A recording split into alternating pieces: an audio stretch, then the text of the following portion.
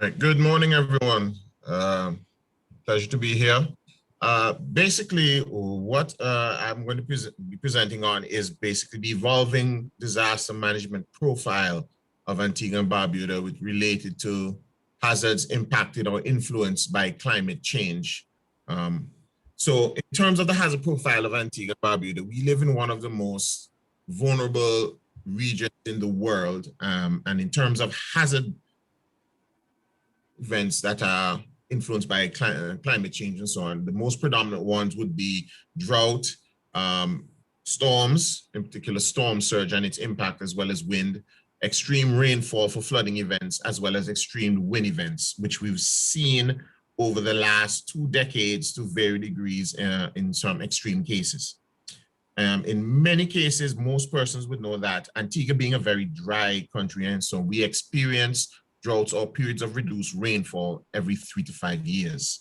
The most significant rainfall in drought period in recent memory was in the 83 to 85, 1983 to 85, with water was so low that it prompted us barging water into from Dominica and other places, and we, as a result of that, had to start relying on desalination plants, which a number are very prolific in the area.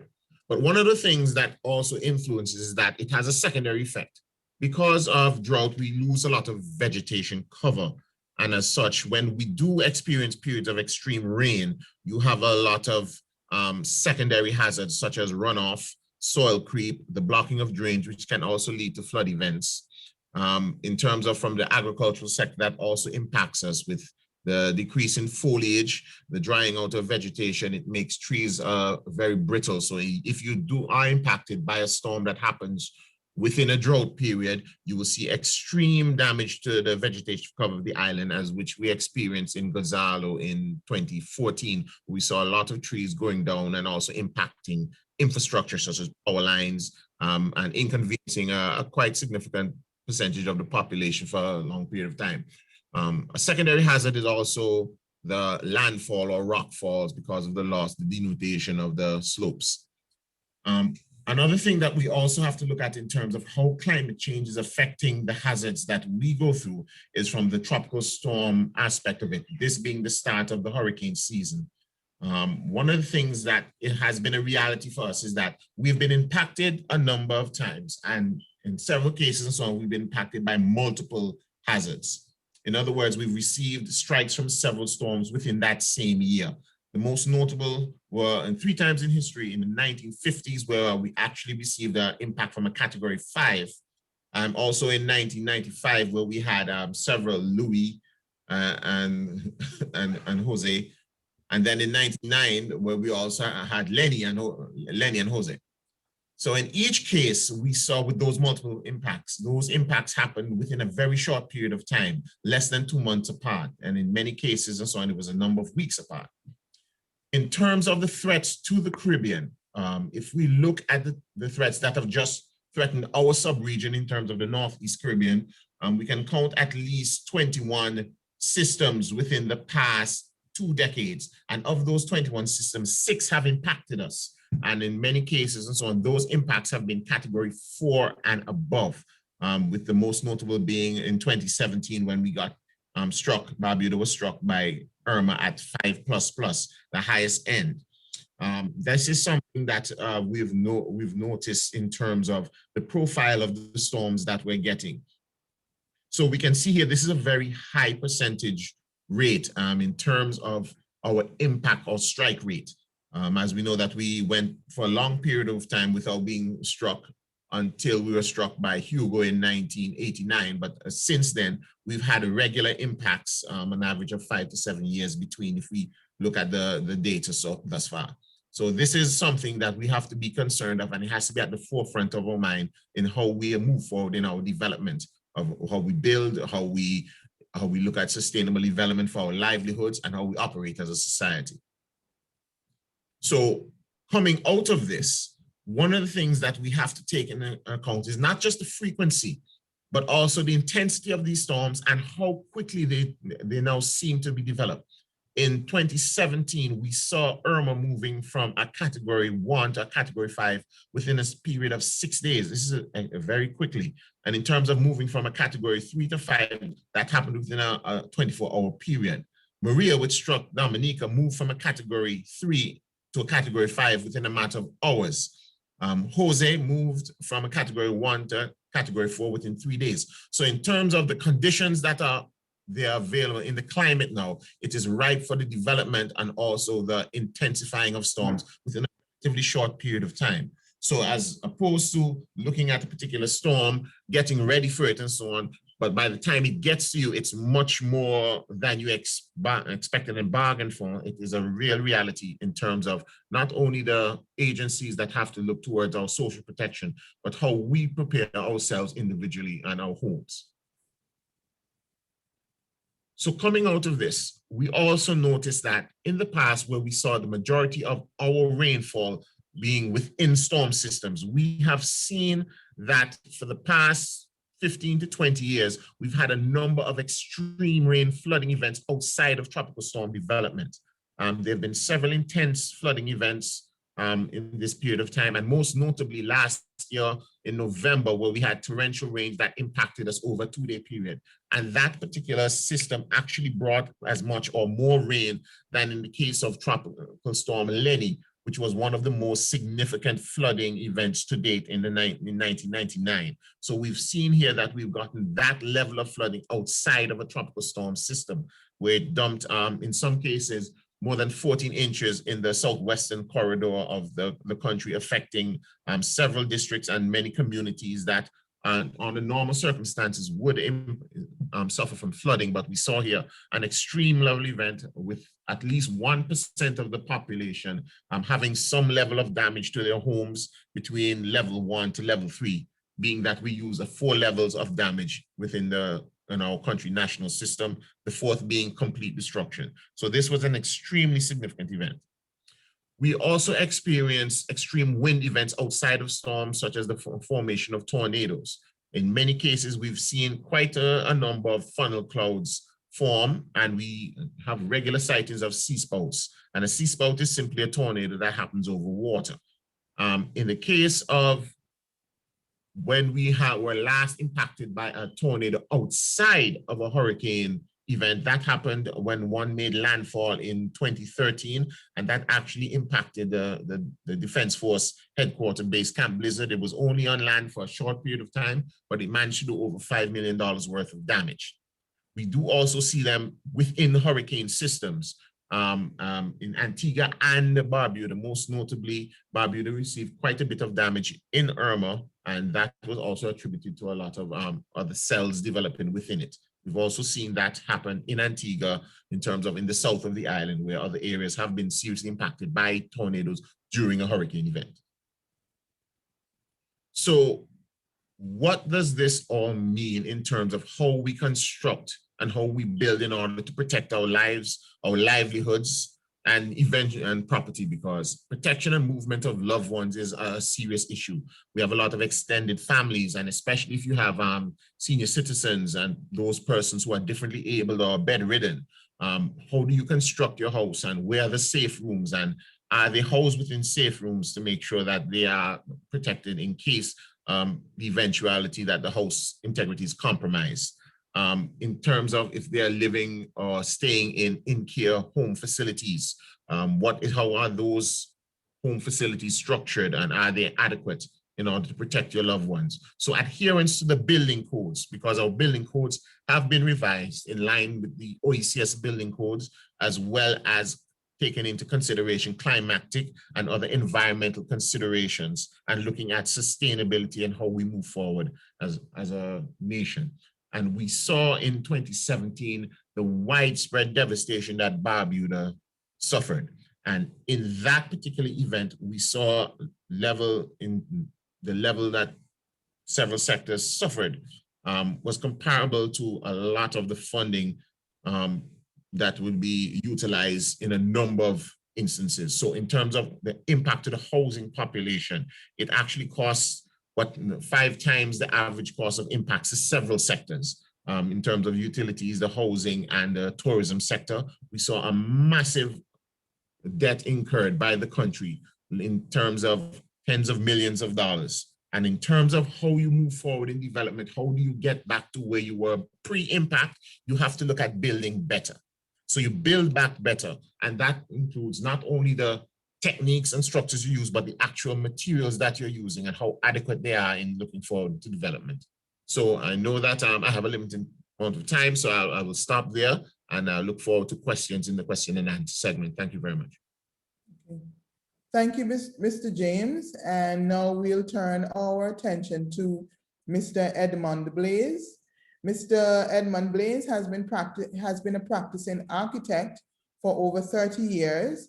He has practiced in the USA mainland, the US Virgin Islands, and throughout the rest of the Caribbean. His experiences have given him a unique insight into the approach to the design and composition of architectural projects. Most of the design projects done by him have been hybrids of Caribbean and US mainland architectural styles.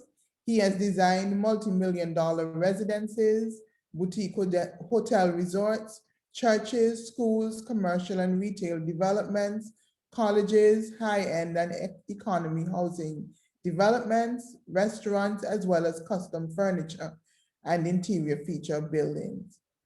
Mr. Blaze has been the managing principal owner, chief architect, and president of the architectural firm Caribbean Professional Consultants, Inc. from 1995 to present, with offices both in the US Virgin Islands and Antigua and Barbuda. So Mr. Blaze, over to you.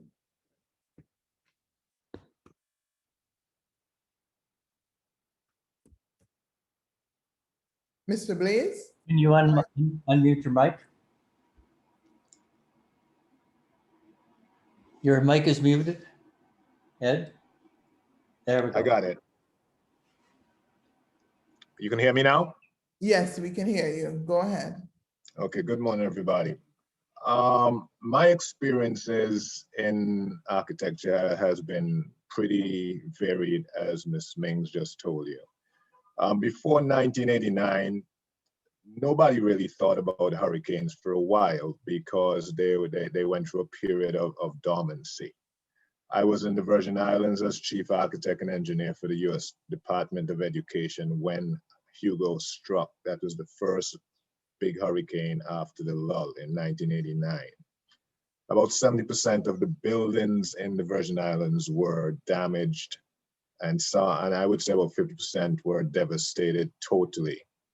And because I worked for the education department, which was impacted tremendously, I was plunged into assessments and the rebuilding of buildings for the school in the Virgin Islands.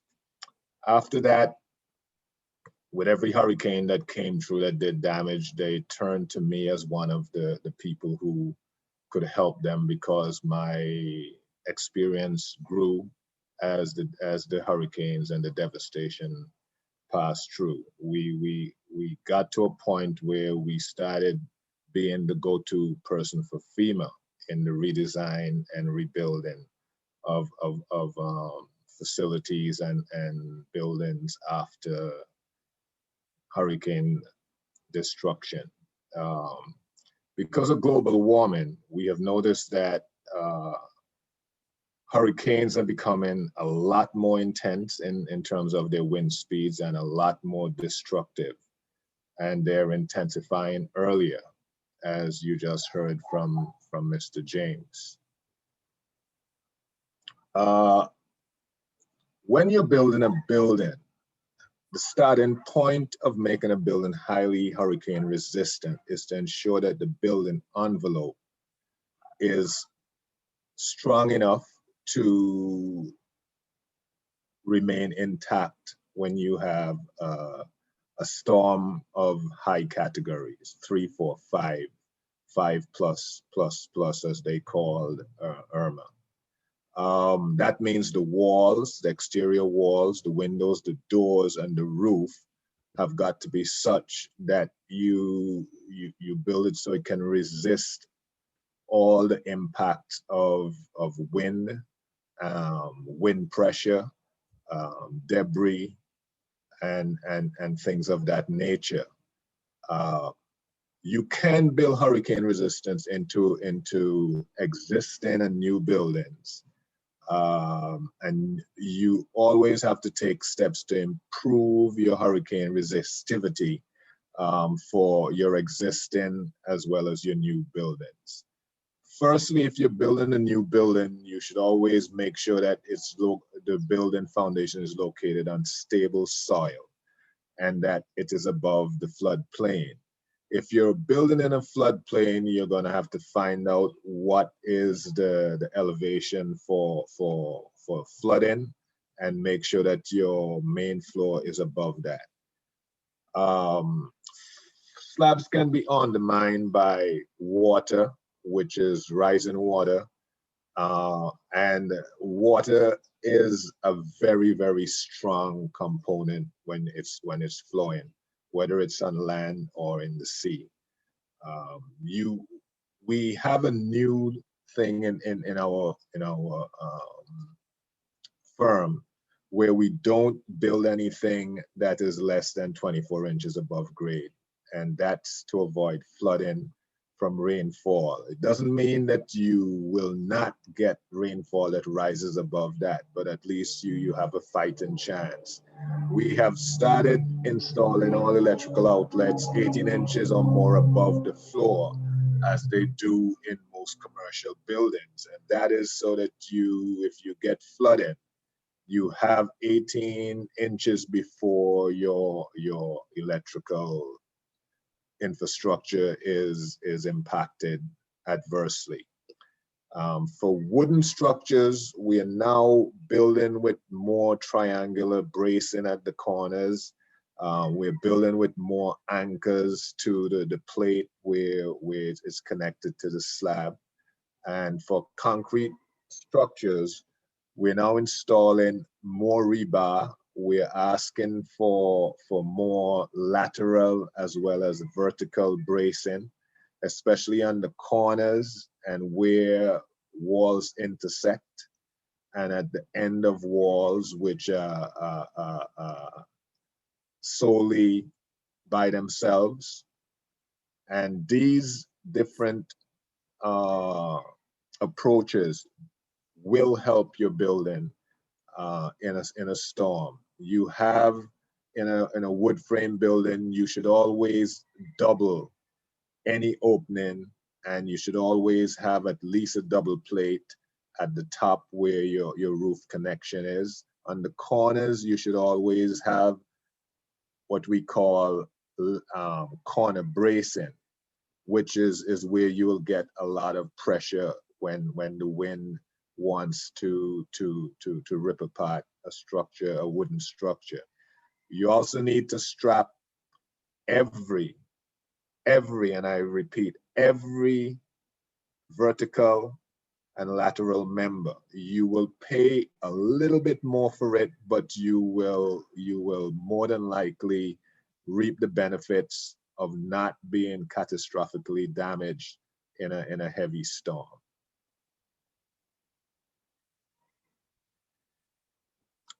Windows and doors are very, very, very important in the envelope of a building.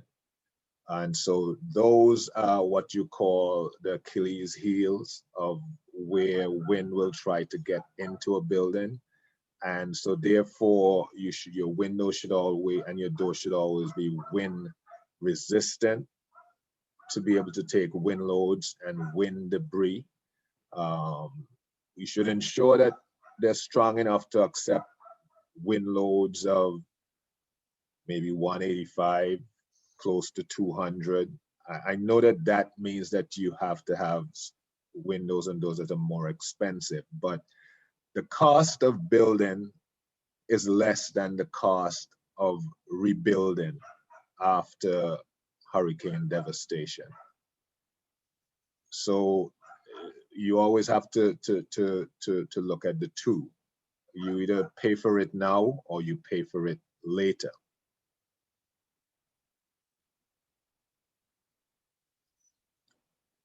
There is a risk of flooding also, which we talked about, and so you should always make sure that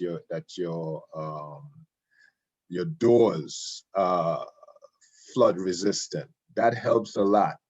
Uh, what happens sometimes with existing doors, you usually have to put in a sill plate below the door so that you can get that flood resistance. Next slide, Terry.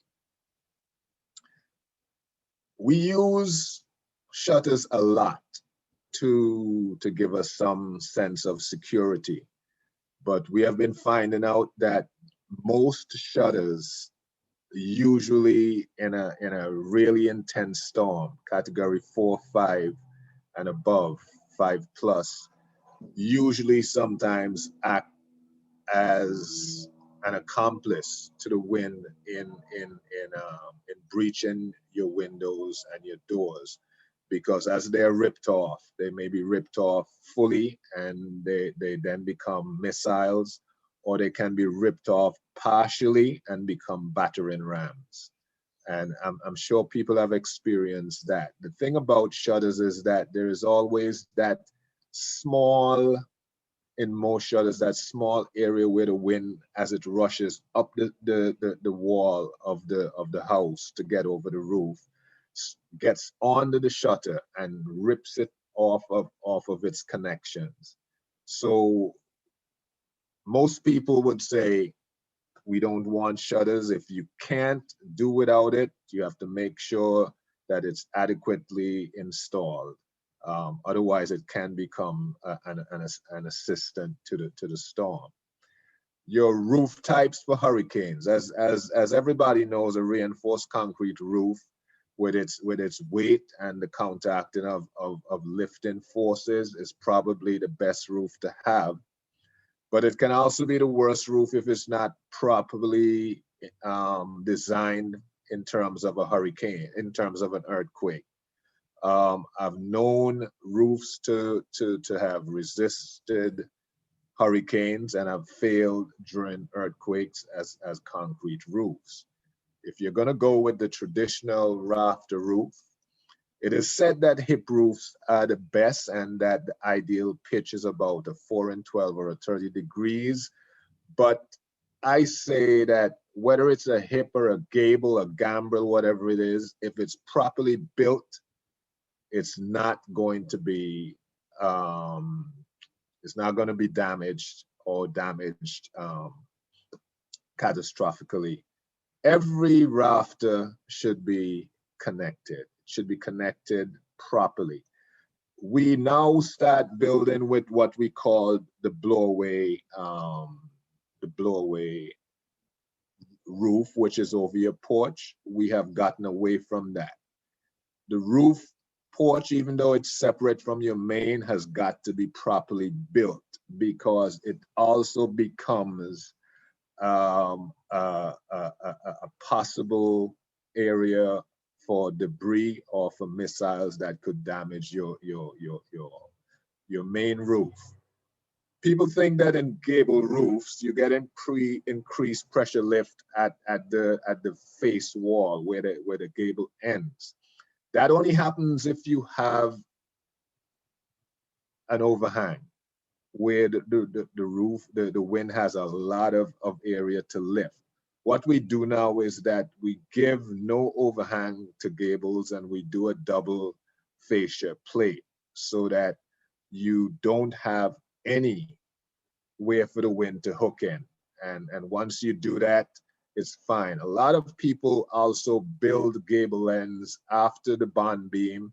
They tend to build it very shoddily. What we recommend is that you pour the whole face, or if you're going to do it as a wood frame, that all members are properly connected and the plate is connected to the bond beam properly. We now recommend that every piece of wood member for your roof be connected to each other with plates, trusses, ties, connectors. Now, we are accustomed to be using nails for everything. The days of nails are over. Everything now is screws. And you have two don'ts. The one to the left shows that there is an anchor where the rafter goes, there's a bolt that goes through the middle of the rafter. We don't do that anymore because that's where the center of any piece of lumber is where you have the weakest point and the most stresses. And that's where we found out a lot of rafters split. People sometimes just rest the rafters onto the plate and fill it in with concrete. That doesn't work either. It has to be properly connected to the bond beam, which is connected to the walls, which is connected to the foundation. We are now asking if you use a wood plate on top of your beam, that it's a double plate. If you are rebuilding because you had damage, we are asking also that onto the existing bond beam, we don't just put in a strap.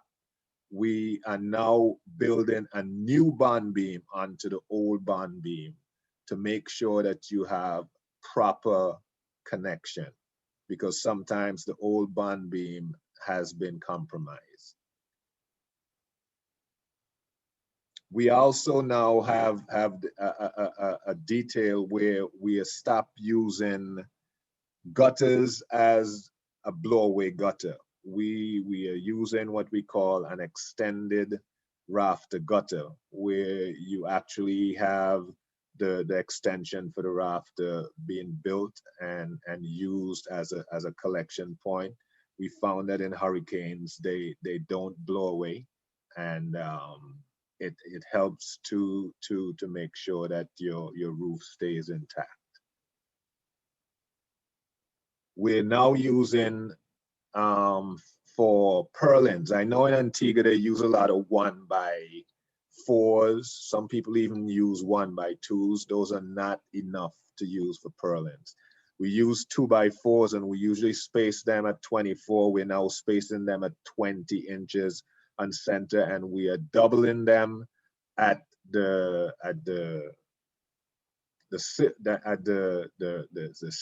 and at the apex. So wherever the roof ends at the top and at the guttering area, we are doubling those rafters, those purlins, and we're using 2x4s because they have more meat, so that you can get more resistance.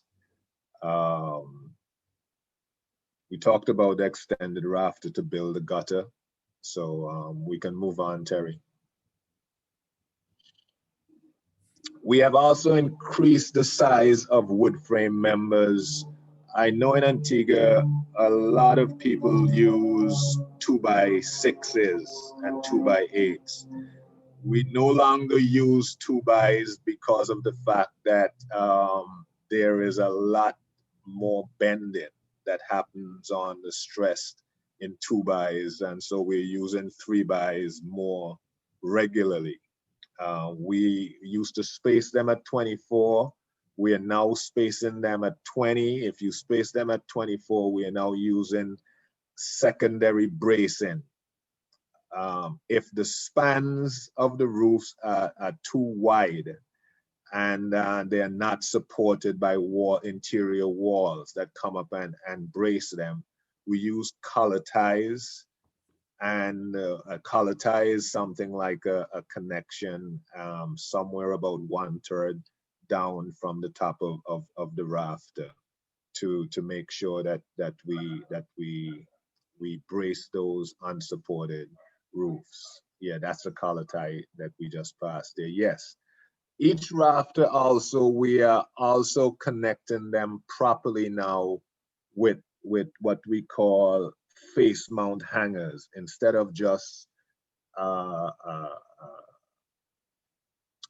tie or a connector on one side, we're doing face mount hangers, which are connected on both sides, and connected to the main rafter, so you get a lot more resistivity.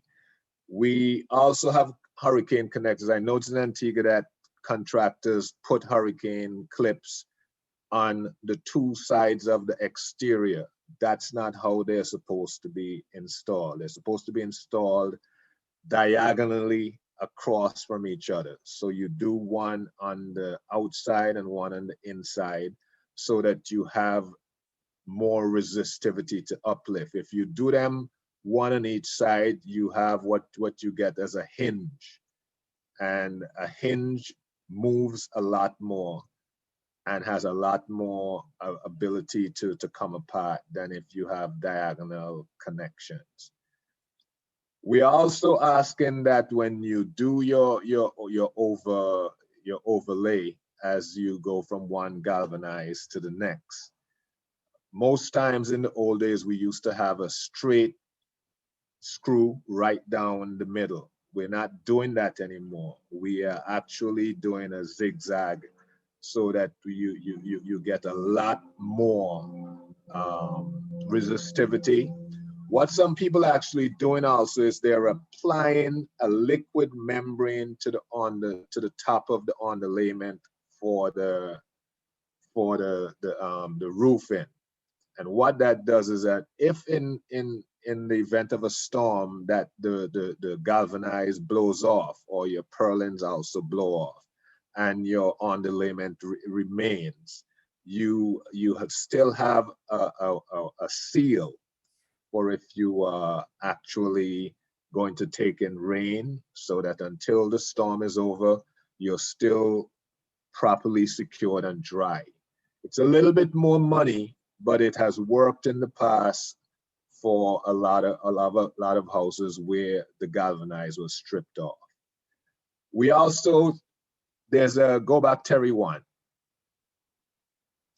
We also have a problem in Antigua where when they're building hip roofs, that the carpenters try to push 3 members of a rafter all in the same joint and then fill them with nails.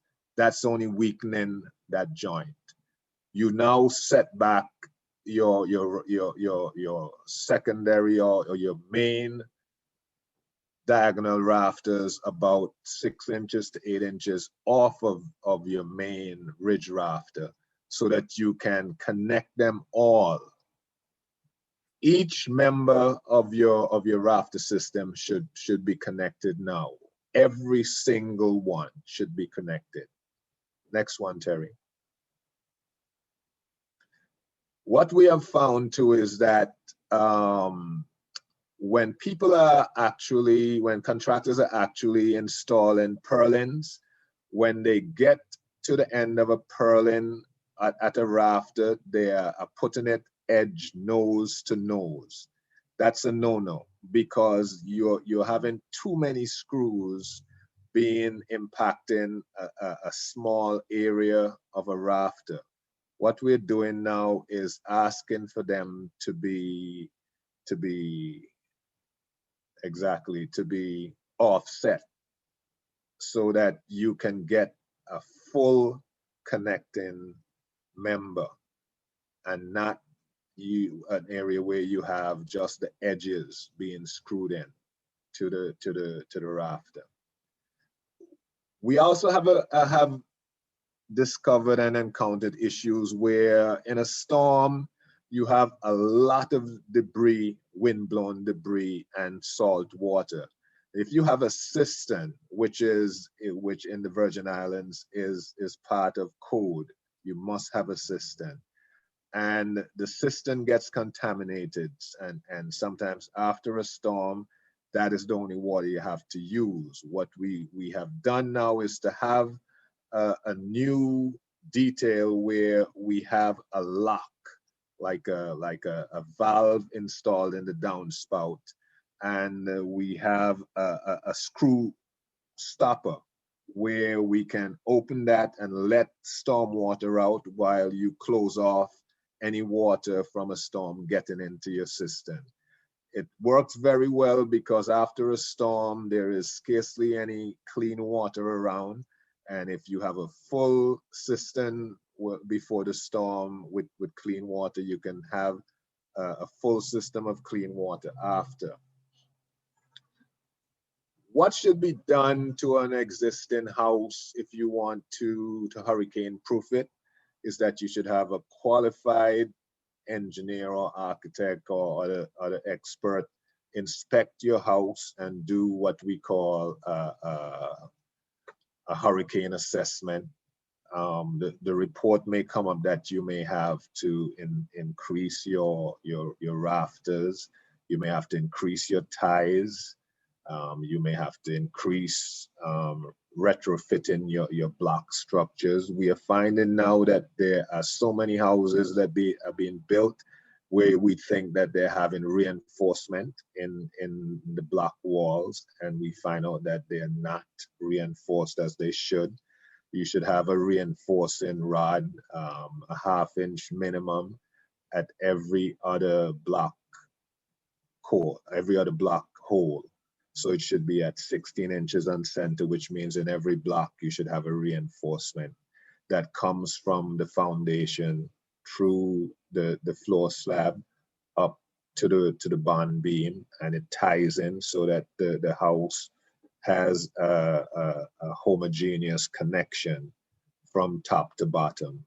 You should always ensure that drainage of water around the house is such that it doesn't build up, and your electrical outlets should be what I see a lot of people are doing. There are some plugs that they use to safeguard kids from sticking their fingers in outlets. They are using them and pushing them into all the outlets during a storm, just in case there's flooding, so that you can have a good chance of having your electrical infrastructure not impacted by water. It works sometimes it doesn't work, but it's something that at least gives you a fighting chance.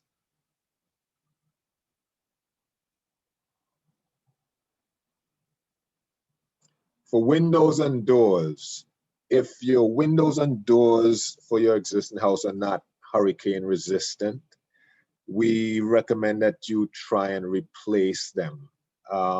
If you can't replace them right away, replace those that are most on the northeastern side of the house, which gives you the most intense winds if you don't have the center of the storm coming over you and it's approaching from northern side, which is where most storms usually come from. You still have the possibility of the sudden approaching storms, or if you have the center come over you, then you have wind coming in the opposite direction. But at least you could start replacing them and replace them over a period of time.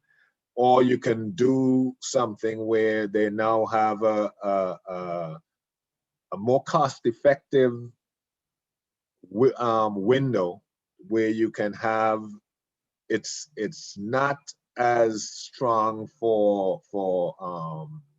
as the Dade County wind resistant windows, which will take a 2x4 at about 65 miles an hour. But you could get one that would give you about 35 miles an hour. And it's probably about maybe a 30% more than a normal window in cost, instead of 3 times as much if you're doing the 100% impact windows. You should always try and I know we have the good old flood resistant for storms of using sandbags. But if you really want to hurricane proof your house, you have to flood resist your doors. Now, this is a project that we're working on right now, where we are reinforcing.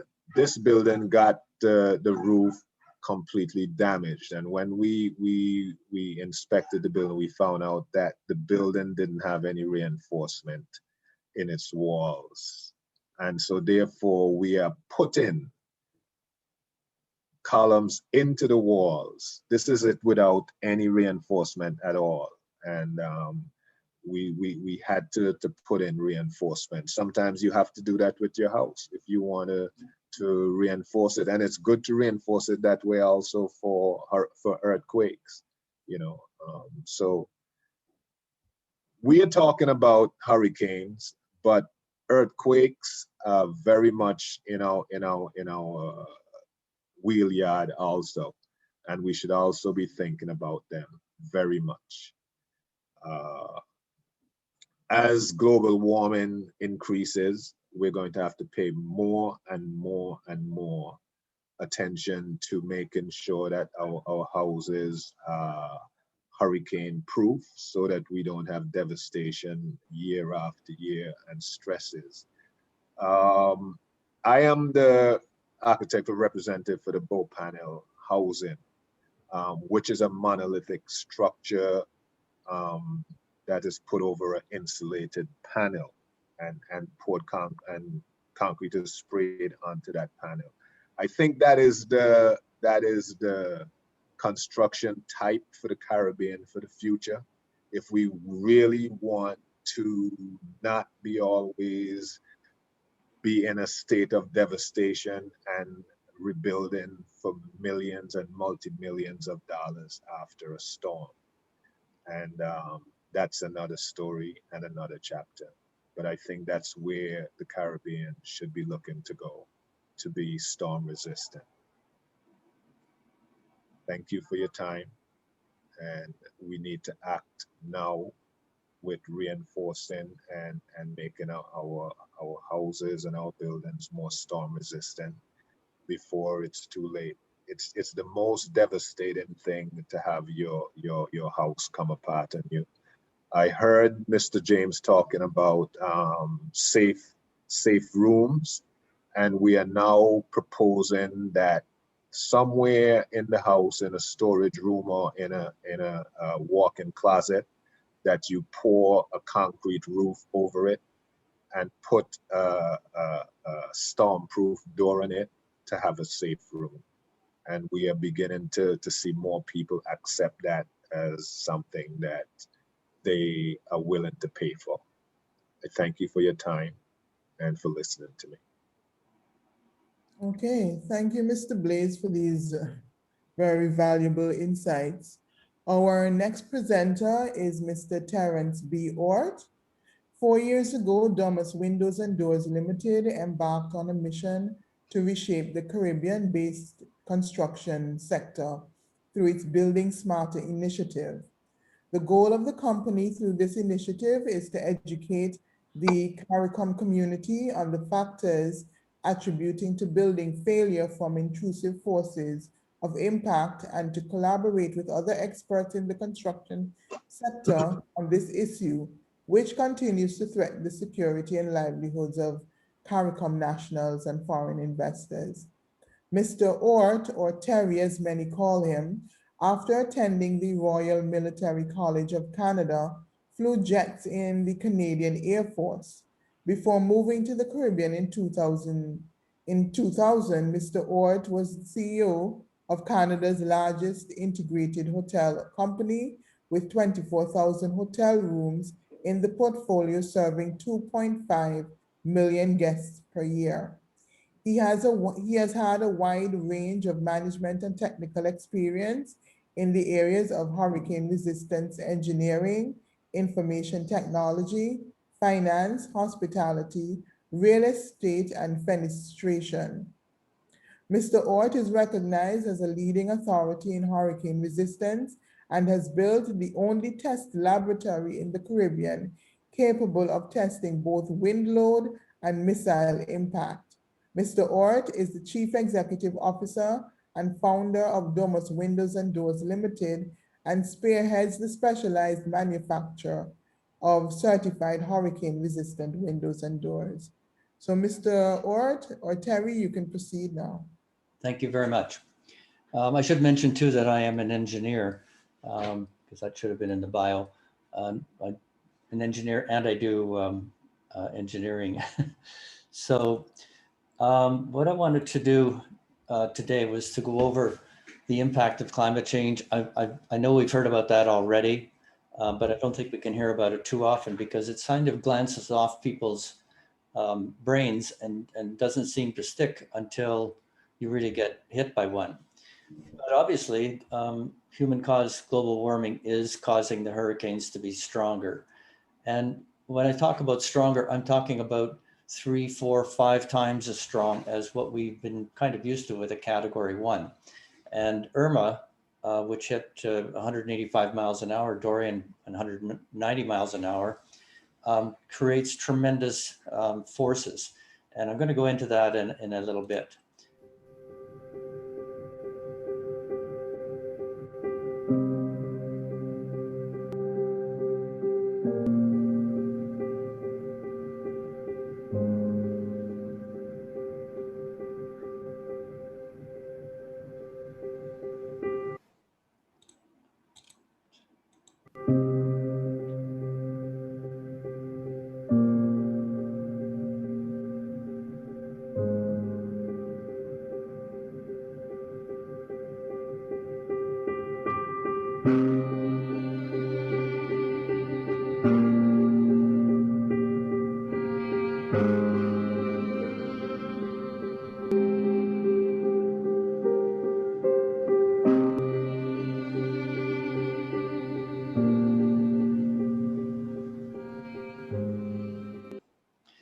Now this picture illustrates what happens. You can see that the large window in the front of the house failed and completely blew out. Forces of wind came inside and then the house exploded from the inside out. And so in most cases, the failure of a roof begins with the failure of a window and door. And when you ask people to recall, sometimes they'll say, oh, the roof went and then the windows went. When you actually ask them to think back again, they'll say, oh no, it was the other way around. And so once you lose your window, the house has an extremely high chance of failing. So if you look at the destruction sequence, typically the window or door or hurricane shutters in many cases fail, pressure builds up inside, and then the pressure lifts off the roof. Now, what kind of pressures are we talking about? Well, you'll notice here with a tropical storm, that creates about 7 pounds per square foot of area on the exterior of the unit. A Category 1 is 15 pounds per square foot. Now, once you get up into a Category 3 or 4, you're getting much more intense. For instance, at Category 4, you're going to be 3 times or more what a Category 1 is. Once you get up into Irma territory and Maria, then you're talking about storms that are 5 times as intense as Category 1. It's exponential. And so 3 times a Category 2. And so that's why they are so destructive and most people don't realize. So if you look at at what causes the roof to go, this again comes from FEMA, a lot of it. So assuming a 75% of wind load inside the building, if you have a Irma or a Maria, you're talking about 30 tons of lift. Imagine hooking the most powerful crane onto the top of your house and yanking on the roof. So you can do all of the nice things that Ed has talked about, but if you lose your window and door, you probably are still going to lose your roof. So why do windows and doors fail? Well, either airborne debris breaks the glass. If you've got single sheet glass, then that's undoubtedly going to happen. If you have rubber gasketed windows, a lot of which were sold into St. Martin when Irma hit, then they simply pop out of their frames. They bend under wind load and then they're gone. The other thing too is that wind force can cause the entire window and door to be removed from the openings by structural failure or insufficient fasteners, or the fasteners are too short, as again we saw in Irma. or the steel fasteners weaken or totally disintegrate. If you use regular steel screws to install your windows and doors, you're going to be drilling a hole into the concrete if it's a concrete structure. And then you've got concrete dust inside. Then you seal either side of the window, you create a cavity. And that cavity gets moisture in it, and it basically eats the entire screw. That can happen within 2 or 3 years. We see it all the time where there's a screw head and nothing else when we go to check things. So hurricane shutters, I used to be very impressed with them up to about a category 2. But when I went to St. Martin after Irma went through, I was just appalled. The vast majority of hurricane shutters, anything that was really exposed to the wind, were out on the street or else had gone through the window and were inside. So the reason for that is that hurricane shutters are only rated to 140 miles an hour. And once you get up to 175, 80, 190, you're going to be getting dramatically 70% or more above their rating. The other thing too is very often people will install shutters that are oversized. They have nice big windows. They don't want to put too much bracing. So that then again reduces the impact. So the other thing too is that wind load can deflect the shutter sufficiently to pull out of the rails, or as Ed was talking earlier, they start vibrating back and forth and act like a battering ram. And obviously too, if they're not sealed, as Ed was saying, you can actually have the wind come up underneath and lift them off. So as far as I'm concerned, after seeing Irma and the hurricane shutters in St. Martin piled 50 feet high, as far as I'm concerned, hurricane shutters are more of a liability than an asset.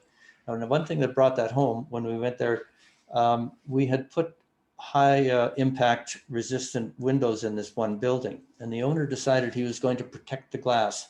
So he started putting hurricane shutters on, but only got about halfway around the building before the hurricane struck.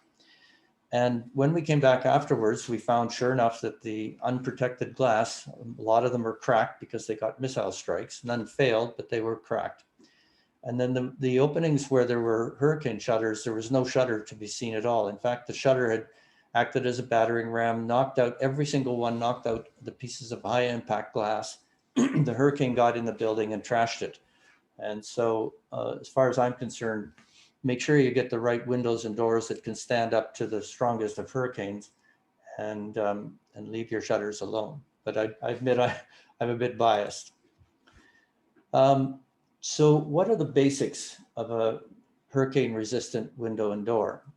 First of all, the frames, all of the structural elements, sashes, mullions, and so on, have to be strong enough to withstand the highest wind speeds, and wind loads. Now, in our case, we're testing to 200 miles an hour. At 200 miles an hour, that's 100 pounds per square foot. To put that in perspective, that's twice as strong as the floor on which you're now standing or sitting. The second thing is the glazing needs to be capable of surviving multiple wind-borne missile strikes. And it depends on the intensity of the missile, or the strength of it and speed and so on. But what we found is from Hurricane Irma in St. Martin was that we had a very good opportunity for a real life laboratory to see exactly what worked and what didn't. The third thing is the glazing needs to be secured to the frames with a very strong glue and water resistant as well. So the one we use, for instance, has 150 pounds per square inch of holding capacity. And so it's impossible to pull the glass out of the frame. Installation is just as important. If you have a hurricane resistant window or door and you don't install it correctly, then you might as well not bother. The fasteners need to retain their strength throughout the life of the ownership. Not using steel, regular steel, but high-grade stainless, which will be just as strong 20 or 50 years from now as when it's installed. Preferably coated to be impervious to salt air and high humidity. The fasteners have to go all around the perimeter at intervals sufficient to transfer the wind load. In our case, we use no more than 4 inches from each corner and no more than 16 inches between screws. The fasteners need to be strong enough. Or long enough, pardon me. We use 3-inch long screws, and we want to see at least 1 inch of those into concrete with a 1/4-inch hole so that it bridges against the side and it can't bend or pull out. And of course, if you can use 100% silicone caulking, the caulk will maintain its strength for a long period of time and increase the holding capacity. So after 15 years of being at this game now, we have come up with an extra product line. We actually sell 2 of them. One is the economical hurricane line, which is much less expensive. It's really affordable. We have windows that are affordable to all. It's going to be a little more expensive than the regular windows, but compared with the cost of shutters, it's a fraction of the cost. And then we also have the high impact hurricane. So remember that windows and doors fail due to wind load or debris. So how do we quantify that? Unfortunately, there's no standards in the Caribbean, and we're the only one that I know of that tests any of these of units that we sell. But wind load from the most intense hurricanes, as I mentioned before, are very, very damaging, much more than has been the case in history. And so we've now adopted a standard both for the economical hurricane as well as the high impact one, a wind load of 200 miles per hour, which is the highest in the industry. Now, people may say, well, that's excessive. That's more than the building codes. Well, it may be, but we've seen in 190 mile an hour hurricanes and 185 mile an hour hurricane with Irma. So we think that having a standard that is 10 miles per hour higher than the strongest ever hurricane is the way to go. So the way we test this is we put it against the test wall. This is our laboratory. And then, as you can see, there's tubes behind, and we suck air out, and then we use atmospheric pressure to increase the pressure on the window itself. So this particular one, this was before we had the lab, and this was a unit that survived the hurricane in St. Martin. It's our cheapest and cheerfulest window. And I should just tell a little story. When I went to, we sold this customer that I had talked to about having high impact hurricane windows for his school, which he installed. And then afterwards, he said, by the way, I'm building a house. And so I said, well, my goodness, you really want to protect your family and everything, surely. Well, I can't afford. Just put in the cheapest stuff you've got, and I'll worry about it later.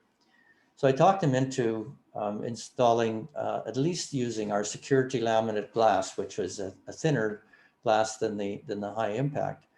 And so when I looked them up after the hurricane, I asked them how the school went. Oh, fantastic. We were one of the only buildings in St. Martin that was up and running in a couple of days.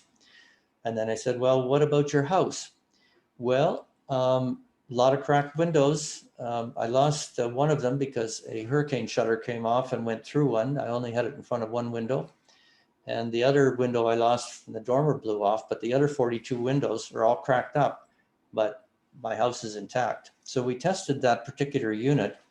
And to my surprise, this one broke. This broke at 264 mile an hour equivalent, which is why his house was very safe. And we've now transformed that particular unit into an inexpensive economical hurricane product. In terms of impact resistance, the economical hurricane uses a ASTM-E 1996 Missile C, which is a 4-foot long 2x4 shot out of a cannon at 40 feet per second. And here we are again in the test lab in the States before we had our own.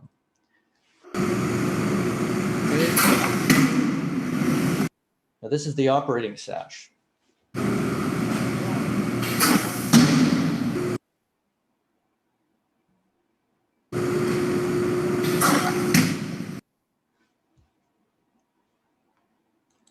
So you can see the window is pretty beat up, but it's only the glass that is beat up, and that glass can be replaced.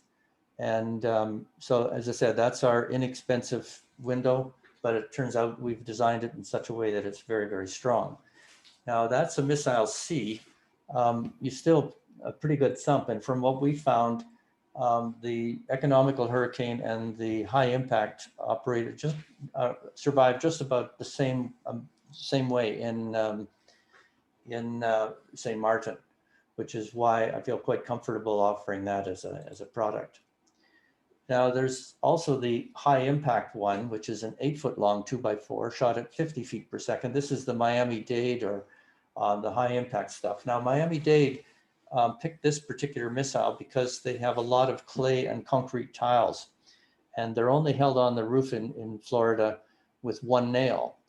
In a hurricane, they all come off and it's raining with these 30-pound, 40-pound missiles with sharp edges on them. And to stop those, that's what you need. But in many cases in the Caribbean, we don't have that same kind of impact. So, which is why the economical hurricane seemed to do just as well in St. Martin as the high end.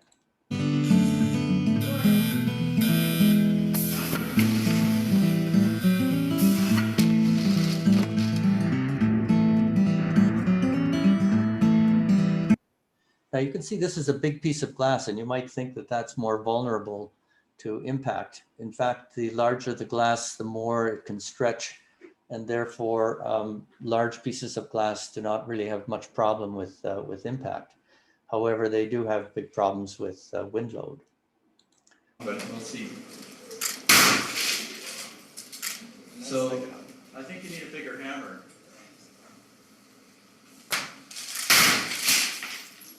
Try again? You're not getting in very well.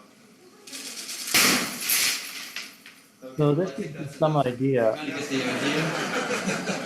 of the impact resistance from a high impact. So test it both ways. Another one is flood damage.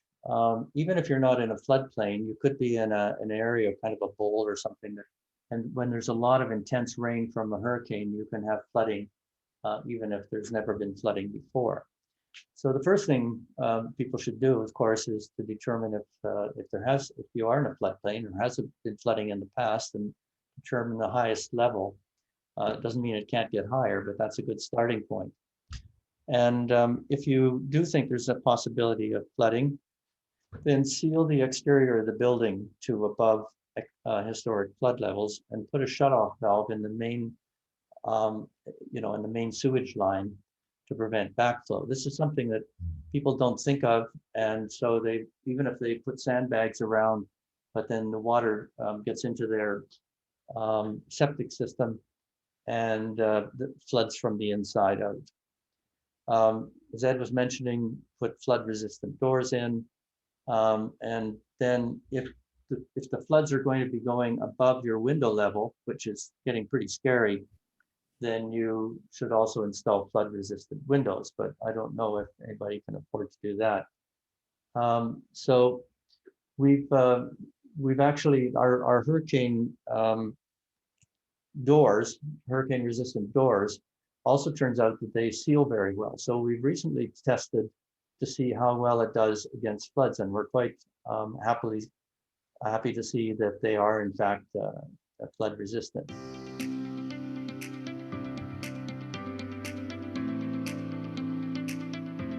Now, in most cases,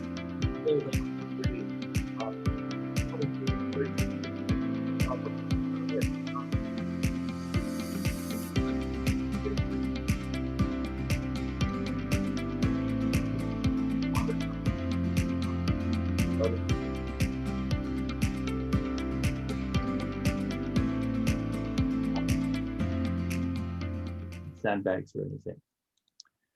So in conclusion, as I travel up and down the Caribbean and meet with many institutions and so on, certainly not the case in Antigua, but there are governments that I found and institutions and so on that are unaware of what causes building failure and how to prevent it. And just point out that hurricane risk is real. I remember, pardon me, somebody mentioning in St. Martin, well, I'm glad we had Irma, now we should be good for 20 years. Well, a lot of people thought that with Maria, and then Irma came on 2 weeks later. So don't think that, if you're playing Russian roulette, you're eventually going to lose. So window and door failure is the #1. If you can't do anything else, I would argue, please at least fix your windows and doors, because then you have a much better chance with the roof. So anybody can afford the economical stuff, and some, if they want the premium high impact, they certainly don't need shutters for that, as I was showing you with the sledgehammer. So that's the end of my presentation. Thank you very much. Thank you, Terry. Your contribution has been very valuable, I'm sure. Our next presenter is Ms. Marjorie Parchment. Ms. Parchment has been with Bryson's Insurance since 1988, taking the company from a captive business operation to being the first choice for buyers of commercial insurance. She has successfully navigated the company and its clients through many hurricanes and economic cycles. She received her first professional qualification, Associate of the Chartered Insurance Institute, UK, in 1985, having fast-tracked her studies at the Chartered Insurance Institute College in Kent, England, and the London School of Insurance. At a time when few Jamaicans and even fewer women were qualified in the profession, Ms. Parchment had to literally fight for recognition in an industry dominated by expatriate men. The battle for equal pay continues in an industry still seen as the place for men. She also holds the Chartered Insurance Practitioner designation, as well as the Premier Insurance qualification in the American insurance industry. The Chartered Property Casualty Underwriter issued by the Insurance Institute of America. She has served as president of the Insurance Association of Antigua and Barbuda twice. Ms. Parchment has done training programs for National General Insurance Corporation, or NAGICO, and for the insurance industries in Jamaica and Antigua. She has worked tirelessly to help establish an education and training institute in Antigua, forming the Insurance Institute in March 2004. She was elected to the board of directors, and her fellow board members nominated her to serve as the first president of the Insurance Institute of Antigua and Barbuda. So Ms. Parchment, we're happy to have you, and you begin your presentation. Well, thank you very much, Lucille. And I see that I'm among friends, so I wish to say good morning still. I think it's still good morning to all my colleagues, Ed Blaze and Terry and others. Good to be in your company. Well, I'm going to start by, I guess, joining the comments of other speakers before me. We are certainly in the climate change pandemic, so to speak. And I think we are worst off because most persons do not recognize that we are in a crisis situation as it relates to climate change. Most recently, the Munich Re, which is one of the world's leading reinsurance companies, who, along with others, pay substantially for all the climate change events that we experience in the Caribbean. And so they have indicated that about 75% of the world's risks, the global risks faced by climate change, as well as cyber events, are uninsured. So we're looking globally at only about 25% of the risks we face being insured. That does not bode well for us in the world economy, and specifically in the Caribbean and Antigua and Barbuda. We, in most recent years, we have experienced substantial flooding, as we did last year, where we had over 15 to 20 inches of rainfall over a 24-hour period. Prior to that, our most disastrous flooding event was in 2008, where we had far less flooding in the country. And so the climate change is real. It is something that is a threat to our lives and livelihoods, and we must not be a statistic. I start by saying that the economic loss from the most recent hurricanes to impact the Northeastern Caribbean, Irma and Maria, accounted for over 120 billion US dollars in losses. Far less than 50% of that was paid by insurers and also government insurance pools in countries where pools existed. The 2021 hurricane season is not predicted to be much better. It is predicted to be a very high above average season with 13 to 20 storms, 6 to 10 hurricanes, and Terry, if we go to the next slide, 3 to 4 major hurricanes.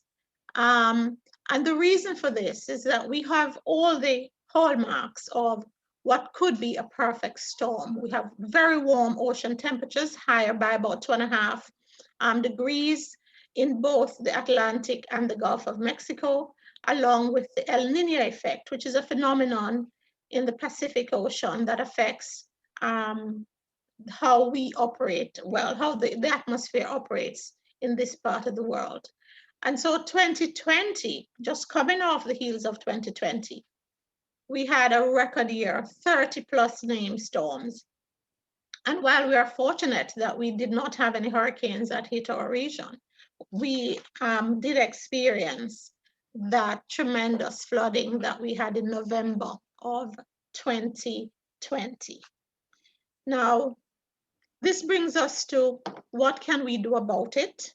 I have indicated here that disaster mitigation is not just about the individual person.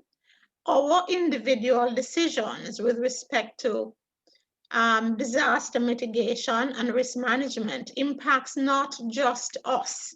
It affects the economy, the country, and our neighbors. One of my first experiences with this happening, the failure to think about your neighbors, happened in 1995 when a very famous business place in Antigua had a whole side of its building roof blown off. And my client, who lived on the north side of that premises, was seriously impacted. His house had a hole in the wall. It was a wooden house and was doing pretty well up to then. So what we fail to do or what we do can have consequences for our neighbors. More so, the life you save may be your own and that of your family members. We risk not maintaining or securing those one-of-a-kind items, those heirlooms that have been handed down. You lose that in a storm, and some of us are never the same after. We, of course, risk losing the most important thing that we have achieved in our lives, most of us, being our homes or our businesses. And so we must look towards disaster mitigation, not just as something that we do when a hurricane is coming, but something that we must do before we build and when we are going to renovate our properties. We must recognize that to minimize the risk we face through management is as important as what we do after a storm. So let's look at the economic impact, for example, of loss of income. Most businesses have an experience now with the pandemic. That is not an insured event generally, but it has taught us lessons that we may be perfectly safe physically, but if your income source has dried up because of a wind event or a quake, we're just as badly off. Insurance companies generally look to a very simple concept. And Terry, I know that not being an insurance person, you believed that I had made an error, but I didn't. So if we look at risk management and mitigation steps, we use a simple concept of COPE, C-O-P-E, which helps to reduce the severity of loss. So we look at construction. My opinion. Construction. Yes. You had scope because you thought I made an error. So we have construction, which is really the design as well as the materials and workmanship, and Ed spoke so eloquently about that. The occupation. Some occupations do contribute to your risk. If you're a factory, certainly the risk is greater. If you're a retailer, the risk is greater than if you're a home or an office or a hotel. Let's look at supermarkets, for example. Supermarkets are said to have one of the greatest fire load, but also supermarkets have vulnerable contents in their stock. And so if they lose part of their roofs, you have a tremendous amount of stock loss, which can naturally result in economic loss because you don't have the stock to sell. So it's in all our interest to practice risk management and risk mitigation. Protection. How do we protect an already constructed building? I said, firstly, Domus windows and doors, of course, and I think all our speakers have addressed the value of having Domus windows and doors. Of course, hurricane shutters, and I'm missing a part on my slide. Hurricane shutters, and of course, the concept of where you build. You must build at an elevated level, and you must also be in a position to secure not only your building, but also valuables. You want to take valuable documents, papers, and have those secured, whether at a bank vault on the approach of a hurricane, or in a safe within your own home. And to make sure that safe is also sitting at an elevated part of your home, not on the floor where it can get overridden by flood waters if necessary. Most importantly, you must be in a position to assess how vulnerable your property is by looking at its location, looking at the materials that are used to construct your property, and to take steps to ensure that you mitigate against any future loss. Windows and doors are the most vulnerable areas from the perspective of a wind event. And of course, windows and doors are second only to the roof in terms of where that wind will hit first and have the greatest impact. Remember that not all impact windows or windows that are sold or marketed as impact windows are hurricane resistant or hurricane proof.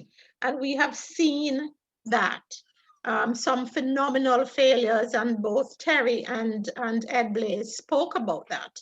My own experience is that, you know, in just before 2016 and early 2017, I met with a potential client in Anguilla.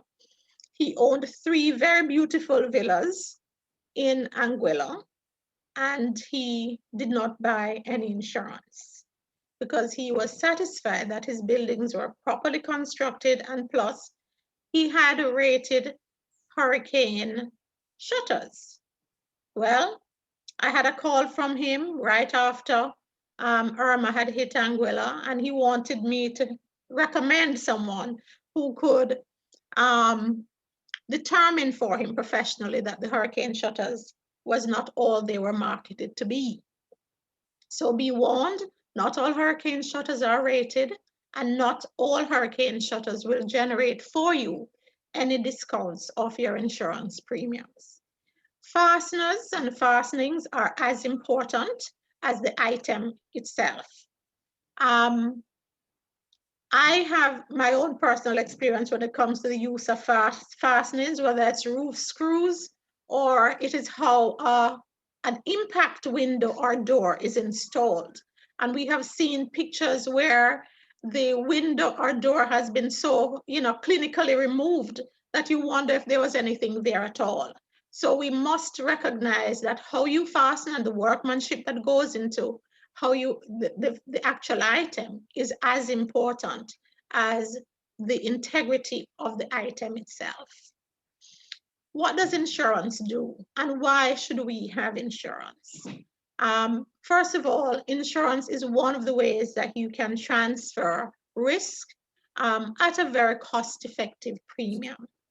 Most persons today may not share that view, but I know that there are several places in the world and in neighboring territories. For example, the Eastern Caribbean pays far less in premiums than, say, in St. Croix or St. Thomas in the Virgin Islands. So we must recognize that in a way, we are getting away with murder, maybe manslaughter. And insurance does reduce the uncertainty of loss. Nobody wants to go to bed every night and worry about a fire or an earthquake. At least with a hurricane, you can do some preparation. But for some events, there is really none, because we don't know, there's no alert, there's no warning. And so that uncertainty is something that is ever present in our minds, and we must utilize insurance as one of the most cost-effective means of reducing the uncertainty. Insurance is fundamentally important to the functioning of the financial sector, especially lending institutions. The fact that you are having a bank loan, a mortgage on your house or on your business is due in no small part to the existence and the availability of insurance for your building, insuring against loss or damage. Without that, the banks would not lend, or the rate at which they lend would be significantly more. So we must understand that insurance is a very important part of the financial sector in the global economy, without which we would, I cannot imagine how we would function. And I know some persons do not see the value of insurance until something happens, unfortunately. Some persons would have insurance and thankfully they would have the benefit, but other persons have suffered the consequences. And we see this right across the global economy, where the IMF has said that in countries where the uptake of insurance, that the economies is significant, the economies recover far better and quicker than in countries where there is a small uptake of insurance. And I am firmly of the view that we as an industry, the insurance industry, that we must do more to ensure that persons buy insurance rather than be sold insurance. And that can only come through education. The typical homeowner policy is there to protect one of the most important investments that we would have individually made. Generally speaking, our house is the result of our lifetime of hard work and sacrifice. And so we must do everything that is in our power to ensure that we have proper insurance. And you start with making sure that you have the correct replacement value, and that you review your value at least once every 3 years, and certainly after you have made any major improvements or renovations to your property. In the Caribbean, we have a tendency to increase the size of our buildings without saying anything to the insurance company. And for those persons who may fall into that category, remember that by law in Antigua, you are required to insure for at least 85% of the replacement value of your property, or the average condition, which is a penalty condition in your policy, will be applicable to every claim, not just a fire claim or not just a hurricane claim. Most policies cover the standard perils: windstorm, hurricane, earthquake, flood, volcanic eruption. I know most persons are now concerned about their exposure.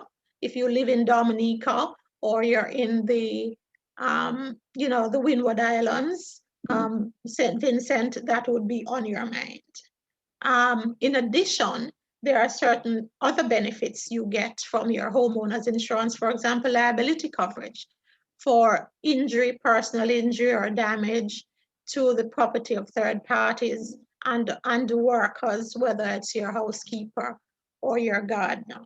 And in addition to that, most persons who are now using their homes as an Airbnb, destination property, you must also recognize that there are potentially an increase in your risk as a homeowner from operating an Airbnb, and you need to share that information with your insurance company and possibly purchase more liability insurance.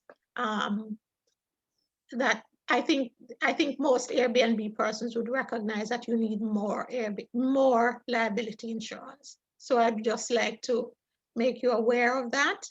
Some policies as well may also not allow you to do short-term letting unless this is agreed in writing with the insurance company. There are certain things you must know. And I hear persons complain all the time. They don't know what their deductible is. They don't know how much it is, whether it's 2%, 3%, or 5% of the value. Some persons are of the view that your deductible is a percentage of the amount of your claim. That is not the case. Some persons will dispute the value of their home at the time when there is a loss and not prior.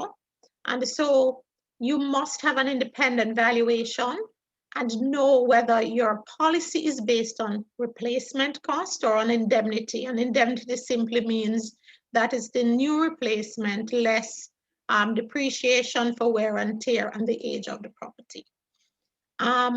So the application of the average condition, as I said before, there are some policies that still maintain 100% average condition, and that applies to commercial properties. Within our laws, as I said before, it is 85%, even though persons in the industry will challenge that on the basis that you don't have that as a condition in your reinsurance contracts. All reinsurance contracts are based on 100% condition, which means that if the building at the time of the loss is valued more than the sum insured, and not just 85% of the sum insured, then you are penalized for being underinsured. There are some things you also need to know. One is the refund policy. If you cancel your insurance, what is the refund policy of the insurance company? Are they going to charge you on the basis of what is called a short-term rate, or you're going to be given a pro rata refund of the amount? What is the cancellation policy? If you are canceled or the insurance company cancels you, how does that impact your refund premium, or what notice period they need to give to you? Is it 7 days? Is it 10? Is it 14? Is it 30? These are important things to know. Some policies also are very old-fashioned, is that it requires that you are served a notice in writing through the mail, and we know the mail does not work. So you may find yourself, and I speak specifically now to persons who may not be currently employed and who may have to experience a cancellation by the insurance company, you may find that you're also in breach of your mortgage condition, which requires that you must keep your property insured at all times. So cancellation of your policy is crucial at this time, as is the refund policy, how much you get back, if anything. If you have to make a claim, what is the notification period? How do you notify your insurance company that you've had a claim? Is it within 48 hours, as some policies dictate? Is it 7 days? Is it 14? Is it 30? Little things like that can impact whether you can successfully make a claim.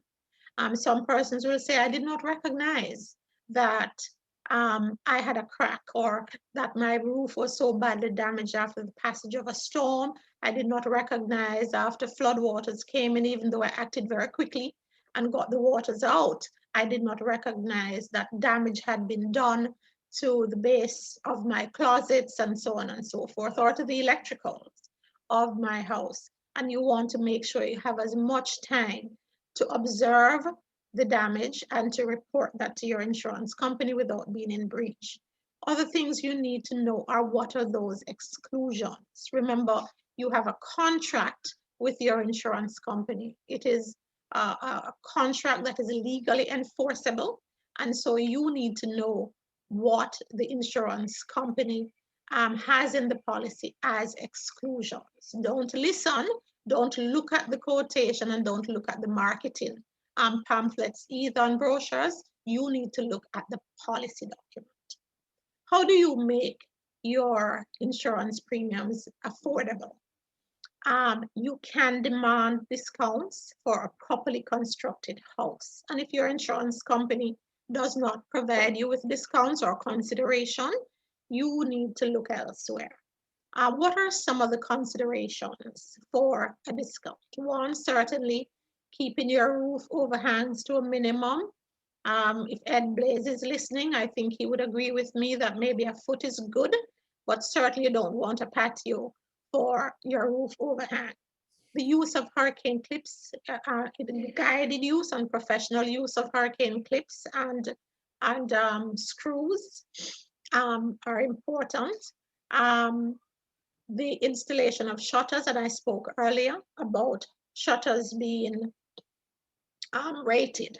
So you have all types of shutters, plywood shutters that rot, you have greenhouse shutters, you have, you know, hurricane rated shutters or Dade County rated shutters.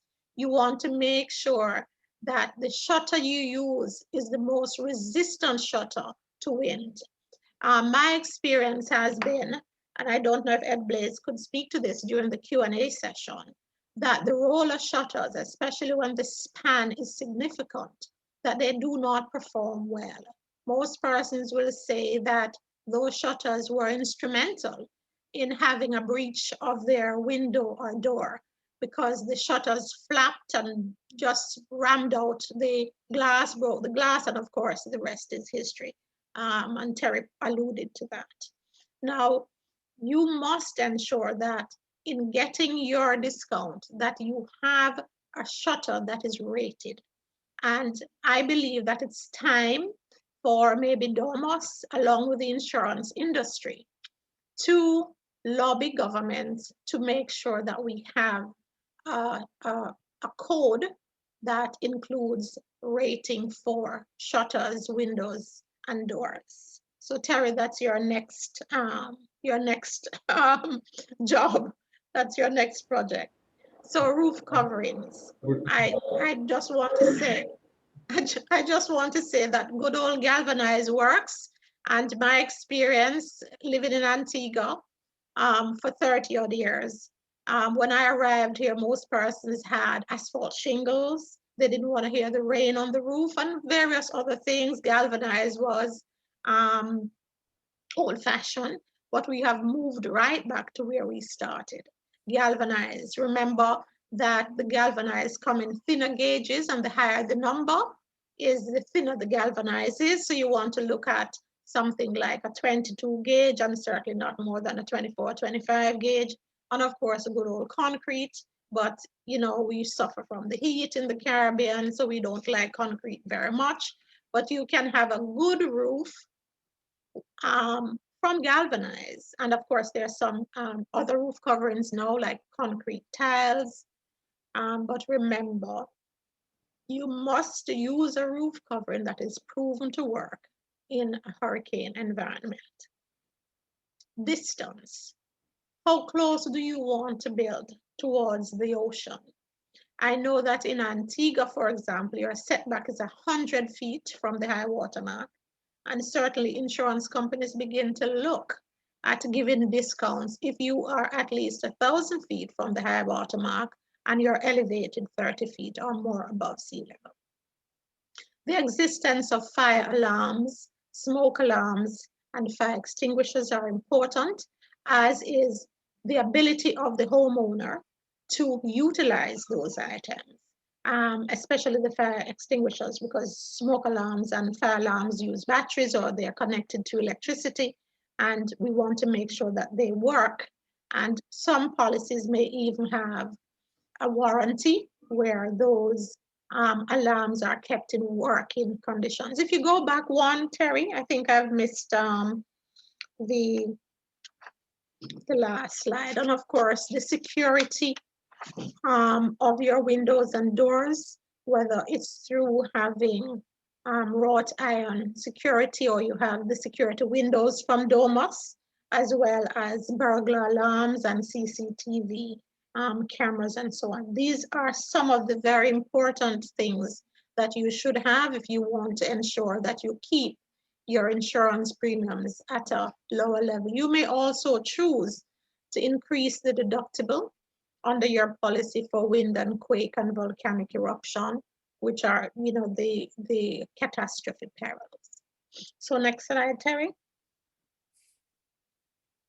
And I'm winding down. The other types of benefits that you get from your homeowner insurance and your property insurance include loss of rent, alternate accommodation. Of course, you know, the difference between the two: loss of rent is when you have a tenant, and alternate accommodation is, generally speaking, where you have to leave your home because the house is not habitable following an insured loss.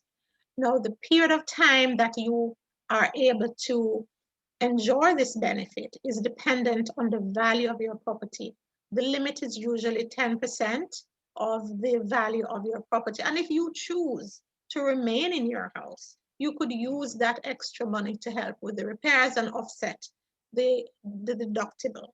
So you can choose to remain, but you are still entitled to it. And most persons do not recognize that this is an entitlement. Again, the disputes normally surround how long it will take you to be somewhere else. How long will it take to complete the repairs to your hurricane damaged property? And the insurance company does not think about the unavailability of materials or the fact that you don't have, in the country where a hurricane has just hit, that the availability of good skilled workmen is limited. So it's when the actual work can be done, the period of time during which the actual work can be completed. Loss of business income is something that we don't often think about. And we know that you can lose income from your business, even if you have no damage, or if your damage is very insignificant. And there are many ways to deal with loss of business income, whether it's through immediate damage to your own property. It could be damage to other person's property who you trade with all the time and whose business, on whose business your business depends. So there's an interdependency of businesses, and you can ensure that your business income policy works for you if you don't have any damage. But if a major supplier or a major customer of yours has damage, make sure that you can secure interim payments, and those interim payments will assist you with temporary repairs or to continue to pay your staff, or just generally to fast track your repairs. One second.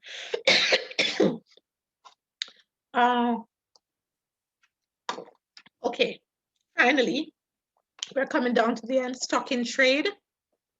Generally speaking, you do not insure while you declare your full stock value to the insurance, you can enjoy a 25% discount in your premiums by having the insurance company charge you only 75%, and then you declare the correct values at the end of the policy year. That is something that may require some input, and I'm sure you can speak to your qualified agent or broker in respect of this. Let's look at the average condition and how it operates. Most persons do not understand how it operates, and insurance companies have been known to provide you with an example. If you don't have this in your policy document, you can ask for it, and you can then be guided by how much risk you are taking by underinsuring. Remember to review your values at least once every 3 years and take into account inflation, which can result from an increase in the cost of transportation, since we live in economies where most things are imported, and of course increases in duties and taxes and so on. You can increase your insured value anytime during the course of your policy. You don't have to wait for the renewal or when you effect a new policy to do this. When you have a claim, don't blame the loss adjuster. The loss adjuster is simply following the policy, and that is the contract. It is not the loss adjuster's fault. Don't threaten him. Don't curse him either, because it is a given that in a catastrophe, you are going to need to deal with the loss adjuster. And before you get to that stage, please revisit your value. And then you have a lot of leverage. And if the loss adjuster still wants to do something that you think is not in the policy, you can always come to see me. Okay, one does not need to be a property owner to benefit from insurance. Of course, we know that renters and leaseholders, as well as commercial tenants, can also benefit from having insurance, not only on their contents, but also on their leasehold improvements. Tenants or leasehold improvements are sometimes some of the major uninsured items. Persons don't recognize that if you rent a shell and you customize it to the needs of your business, that you have an insurable interest in the improvements that you have made. Of course, we look at liability coverage earlier, of course, against personal injury and property damage for slip and falls and medical expenses. Next slide, Terry. Okay, so if everything else fails, if your Domus windows fails, your shutters are not there, there is always insurance. And insurance should be looked at in addition to having those very important items, and to take all the instructions that you heard from Ed Blaze. And Ed, I was very impressed with your presentation. So thank you all very much. I'm available for any questions. Thank you, Ms. Parchment, for another informative presentation. We now turn to our final presenter, Dr. Jair Torres, who has on very short notice agreed to bring us an international perspective today. Dr. Torres is a senior consultant on disaster risk reduction, resilience, and sustainability at the United Nations Office for Disaster Risk Reduction. He has been an international consultant on the same disaster risk reduction, resilience, sustainability, and adaptation for different United Nations agencies, governments, universities, academic institutions, NGOs, and private sector companies. He has been involved in activities concerning the development of national strategies for disaster risk reduction. And I can say he has been instrumental in spearheading the development of Antigua and Barbuda's country work program on disaster risk reduction as well. He's doing this in collaboration with the National Office of Disaster Services. He's also consulted on school safety, early warning systems, and the promotion of scientific cooperation and capacity building for disaster risk reduction. So without further ado, I turn you over to Dr. Torres. Thank you, Ms. Mings, for this introduction and for the invitation, and thank you for the organizers. I just wanted to mention a little bit all this discussion, to frame it a little bit on the international agreement that has been agreed, sorry for the repetition, by different governments worldwide, including Antigua and Barbuda and other Caribbean states. And this is the Sendai framework for disaster risk reduction. So as you know, we have a regional framework that is the CDM, the Comprehensive Disaster Management Framework, that is being promoted by CIDIMA. And we have the Sendai framework for disaster risk reduction that is being promoted by the UN worldwide and with the specific mandate for UNDRR. And on this framework, all of these elements that we have been discussing today, that Dr. James has presented, that our colleague now, Dr. Parchment, has presented on insurance, and as well as the previous speakers, as Dr. Blaze or our colleague Terence Orr has presented, all of this gets within this specific framework, and not only within the 4 priorities that we have been discussing in that specific framework. So those priorities are understanding risk, the governance for disaster risk reduction, investing on these disaster risk reduction measures, and of course, building back better, something that Dr. James has clearly specified. And why I want to put all these interventions that were preceding me in the framework of the Sendai framework, because as most of the speakers has mentioned, understanding risk is very important. And in the Caribbean region, we have seen that due to the effects of climate variability that we are known as climate change, but knowing that is not the change which is not the climate who is changing, but is the activity of the humans that are producing these climate variabilities, we have bigger intensities, we have closest return periods, and as Mr. James has shown, you know, now categories 1 to 5 can pass in 6 days, to 3 to 6 to 5 in less than 24 hours. So this is something that should put and bring to our attentions in order to really try to understand better what is happening, and base it on this understanding to provide the necessary elements for governance. And when we are talking about governance, we mentioned today a lot the importance of building codes and the regulations and implementations of different standards that will allow us to better prepare and mitigate the impacts of the different hazards that the Caribbean region is living. And this in a context of systemic risk. Our colleague just mentioned, you know, the fact that the COVID-19 pandemic is an effect of climate change. And it's true in a way. We are living in a moment where we are losing a lot of biodiversity, so due to the human activities, and this loss of biodiversity has eliminated the barriers between different species, and this is how we arrived to COVID-19. So we need to put attention on that, understanding that risk. Coming back to the point of governance and the need for codes and the needs for these specific standards, it is important not only to have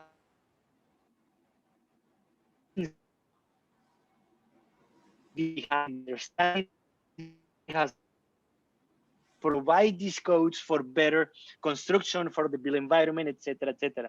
But not only the codes are important, we also need the necessity for reinforcing these codes. And how we reinforce these codes? To providing the necessary institutional architecture that it's necessary for this. And what does it mean? That doesn't mean that we need to have strong institutions that can really supervise since the design until the final construction of specific buildings. Second, we need to continue promoting a culture of safety, notably to education, through formal education, through schools and university, but also through non-formal education. And how we can do that? But, you know, providing better understanding to the communities about the importance of strengthening their buildings, as we have just mentioned. You know, with few measures, few specific techniques, we can be securing that the buildings on which we live are more strong and will behave better from when a hazard will impact us. And that needs to be also complemented with the 3rd priority of Sendai, that is investing on DRR. And how we invest on DRR, as we mentioned, you know, like making investments in more resilient buildings, using those new techniques and science and technology that were presented today to make it more accessible to everybody. So as much as we invest on science and technology, we can reduce the specific costs that those technologies can bring us to reinforce the capacity of buildings, to confront any kind of specific hazards that we will have. So these investments are very important on the institutional architecture, on the science and technology, and on the new modalities that we will need to face that risk. And as the previous speaker has mentioned, Dr. Pashman, you know, insurance had a very interesting complementary element. You know, insurance is not about reducing risk, it's about transferring risk. But you know, this residual risk that we cannot transfer is very important that we try to cover. But it's also very important that governments, but also local communities and individuals start investing on having a better and more resistant and resilient buildings. And that brings me to the last point of the priorities of Sendai, that is building back better. So we need to take advantage of the moments of reconstruction and recovery, not to build with the same mistakes that we did before and building structures that are not resilient and that can or that doesn't have the capacity to resist any kind of hazards.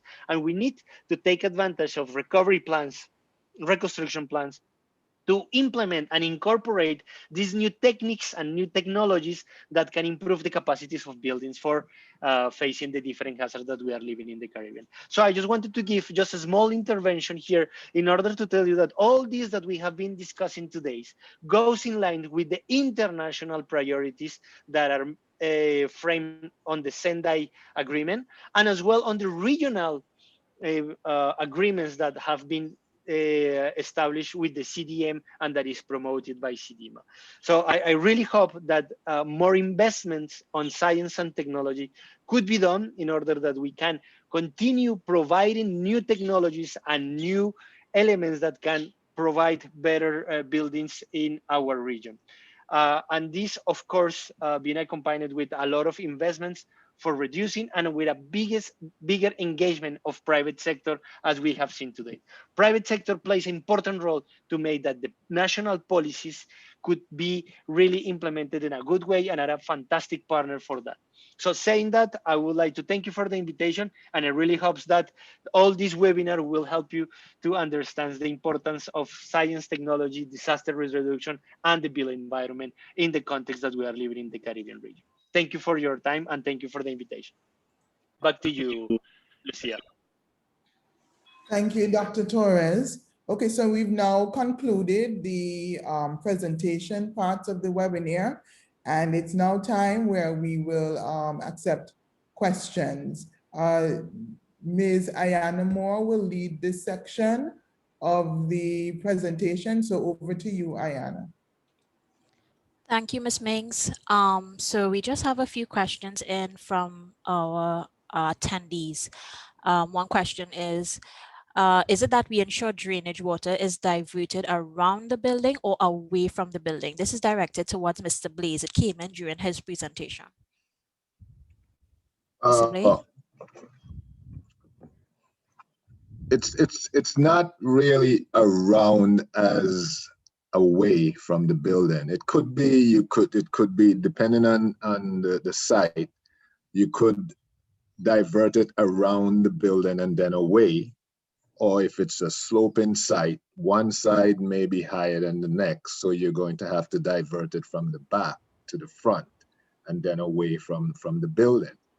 But whatever that you do when you are building, two things that are most important is that you elevate the structure and that you don't have water collecting on no sides of the structure. So sometimes you do have to divert the water around it to get it away. So it's both around and away, if that answers the question. Yes, thank you, Mr. Blaze. I have another one. Sometimes you only become aware of the absence of poured intersection of blockwork by the presence of lateral cracks. How can you check this out without a lot of chipping, etc.? There are machines that you can use that will actually, when you run them across a block wall laterally, it will pick up where you have your steel reinforcement. Even though you run it across and you pick them up, it is good to maybe chip one to see what kind of reinforcement you have in it. Because sometimes the reinforcement is not continuous, sometimes it's not spliced properly. In other words, if you, when steel comes out from your slab, it is supposed to extend 24 inches so that the piece of steel that you're putting into the block hole covers that 24 inches also. That's a full splice. If it's spliced less than that, on the stress, it can come apart. So the machines, and they're not very expensive to get those machines that you can just run it along. They're called reinforcement locators. You can do the same thing with studs for stud walls too. If you're trying to find out if the wood in your wall is spaced adequately, you can get a stud finder and it would do the same thing. Okay, thank you, Mr. Blaze. I believe this one is towards Ms. Marjorie. Do all property insurances includes these as a standard or as an add-on? Loss of rent, alternative accommodations, etc. You want me to repeat the question, Ms. Marjorie? You could unmute. Ms. Marjorie? Yes, I can hear you. Okay. Yes, I'm hearing you. Thanks for that question. I cannot say that with any 100% degree of certainty. What I can say is that it's very easy to find out, which is to ask. In respect of the companies that we represent, that are Nagico, these are one of our carriers, and of course we are also a cover holder for the OECS for underwriters at Lloyd's. Those policies all carry loss of rent and alternate accommodation. And what was the third part? I think there's a third component. No, they just said Loss of rent and alternative accommodations, etc. They didn't specify in particular. Just okay, right. So some policies do carry more of those add-ons for free than others, but I think that maybe over 70% of all the companies in the Caribbean would provide some degree of coverage for loss of rent and alternate accommodation. Can I just also say that, can I also add that the alternate accommodation generally is limited and also should reflect the type of home that you lived in before the damage. So your insurance cannot insist that they are going to allow you to live. Let us use Ken Hurst. I'm sure Ken Hurst is here listening to us, or Terry's house. And then you want to put them into, a small 2x4 house somewhere in not such a nice neighborhood. So it should reflect what you came from and the accommodation that you enjoyed prior to the damage. Okay, thank you, Ms. Parchment, for your contribution. I have another question here. Installation materials were mentioned as being just as important as the product. What materials are used in Domus's hurricane products, Terry? Yeah, for installation, we use a 300 series stainless steel screw that is coated with Xylon, which is impervious to salt water or anything else. We also use plastic shims rather than wood so that they cannot be not rot or disintegrate over time. We use plastic anchors, and then we use 100% silicone, which probably costs 3 times as much as most silicone in a hardware store, but it will last indefinitely. And so if you try to save a few dollars on the caulking, it'll have to be replaced in a few years, and you'll spend 3 to 5 times as much in the long run. As Ed was saying, you pay now or pay later.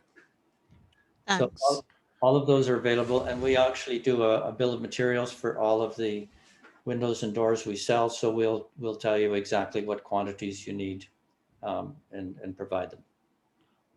Okay, thanks. And does someone need to have special training to install our products?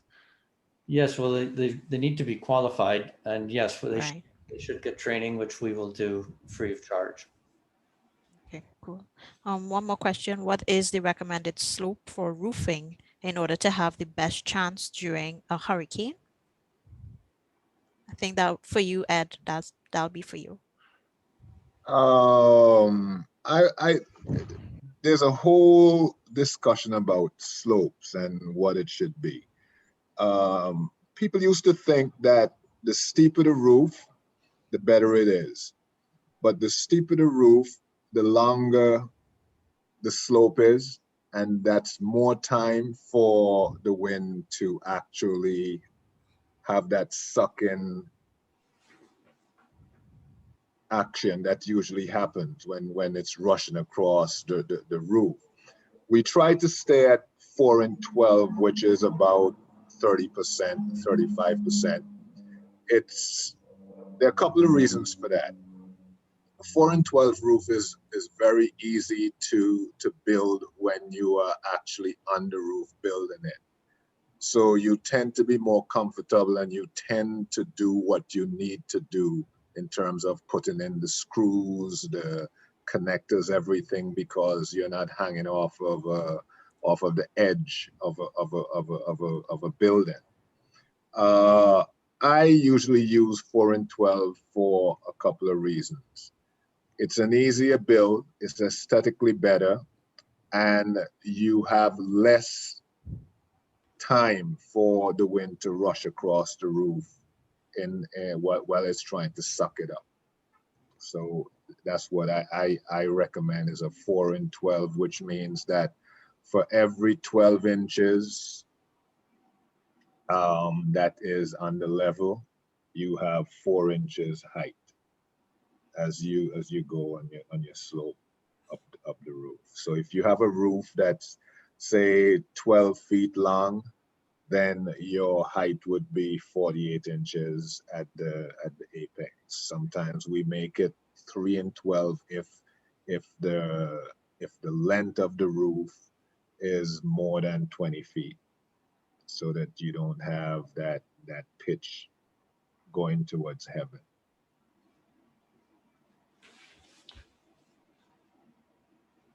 Thank you, Mr. Blaze. Again, I have, I believe, just one more question.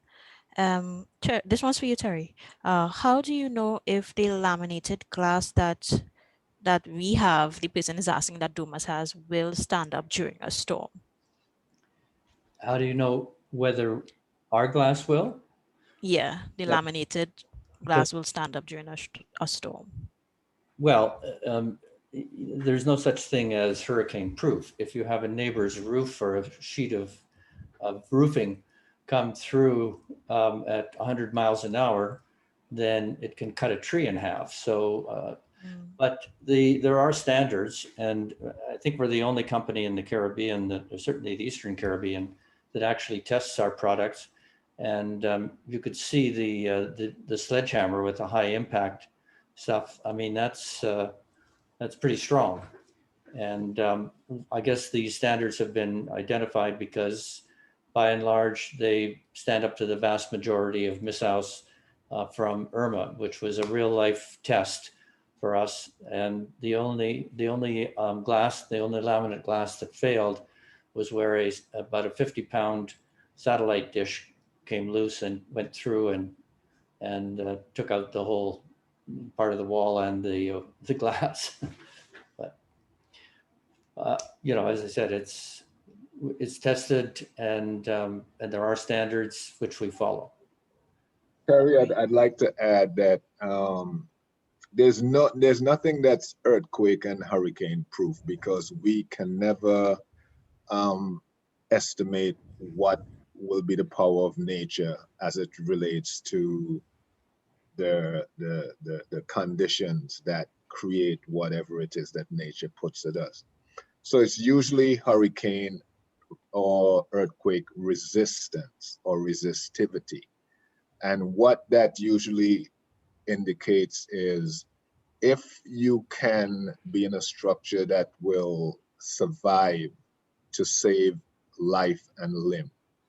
That's what it's all about, saving of life and limb. If you have a structure where you have one piece of glass or window that is broken and did not and did not fail, but it's damaged and it saved your life or it saved your structure, then it's hurricane resistant to the point where you want it to be. In a storm, you never know what's going to come at you, but you want your building to be strong enough that it can resist most of what is thrown at you. So at the end of it, you can walk out of the structure and say, well, Terry's windows at least stood up enough for me to be alive and for me to have as little bit of damage as possible. Yeah, I guess there's two aspects. You mentioned there's impact, and impact can be basically infinite, but isn't in real practice, or has not been anyway. And the other part is wind load. We do know that the strongest hurricane ever was 190 miles an hour. So if you test it to 200 miles an hour, you can actually stand up to the worst possible wind load that you can imagine. So, but there may be a hurricane next year that's 210 miles an hour. You know, you just never know. It could be, but I think the theoretical limit now of hurricane wind speed, there have been some in the Pacific that have reached 215, and about 230 is the maximum. In fact, we have tested some of the stuff to 230 miles an hour, which is the theoretical maximum. Then on the other hand, you can have tornadoes, which again, can be much stronger than that. So the thing is, you go for 99% or thereabout, you know, try to aim very high. And at the end of the day, as you said, Mother Nature has infinite force. So you, there's no guarantees in that sense. Yeah. I have a question. Well, it's actually, from Mr. Atherton Martin. He's asking, please comment on the evident hurricane resistance of hundreds of local buildings in Antigua that are over 100 years old. What are the elements of these structures that we need to learn from? So he's speaking to the fact that there are resilient buildings that have been standing for over 100 years. Can we observe their origins of construction, their Surprisingly, bones? a lot of older buildings were built better than in terms of their connectors, in terms of the quality of the wood. And what do you find happening too is that most of the older buildings are in very built up areas where the wind cannot get to its full power because it's broken up. The closer buildings are together, it's more difficult for the wind to actually get to its highest impact, because as it tries to get to one building, another building blocks it, so the wind gets broken up a lot. And a lot of these buildings are in areas that are pretty much built up. But the connectors that they used to use, even if they never used to use a lot of nails and stuff like that, they use spikes and they use wood connecting methods that are stronger than some of the nails that we're using now. So and wood used to be a lot stronger because it came from trees that were more developed. So the wood was harder. We used a lot of pitch pine in the old days, which you don't find a lot nowadays. And pitch pine is some of the hardest wood that you can use to build. So it has a lot to do with what was done and the materials that were used. Some of the things that we are coming back to doing in wood frame structures were standard in the older buildings in terms of corner bracing and straps and things of that nature. And the older buildings were built better with better material than what we're doing now. Everything now is fast food, fast house, fast car, fast everything. So it takes a lot less time to build it, but it's less quality in terms of the applications of building.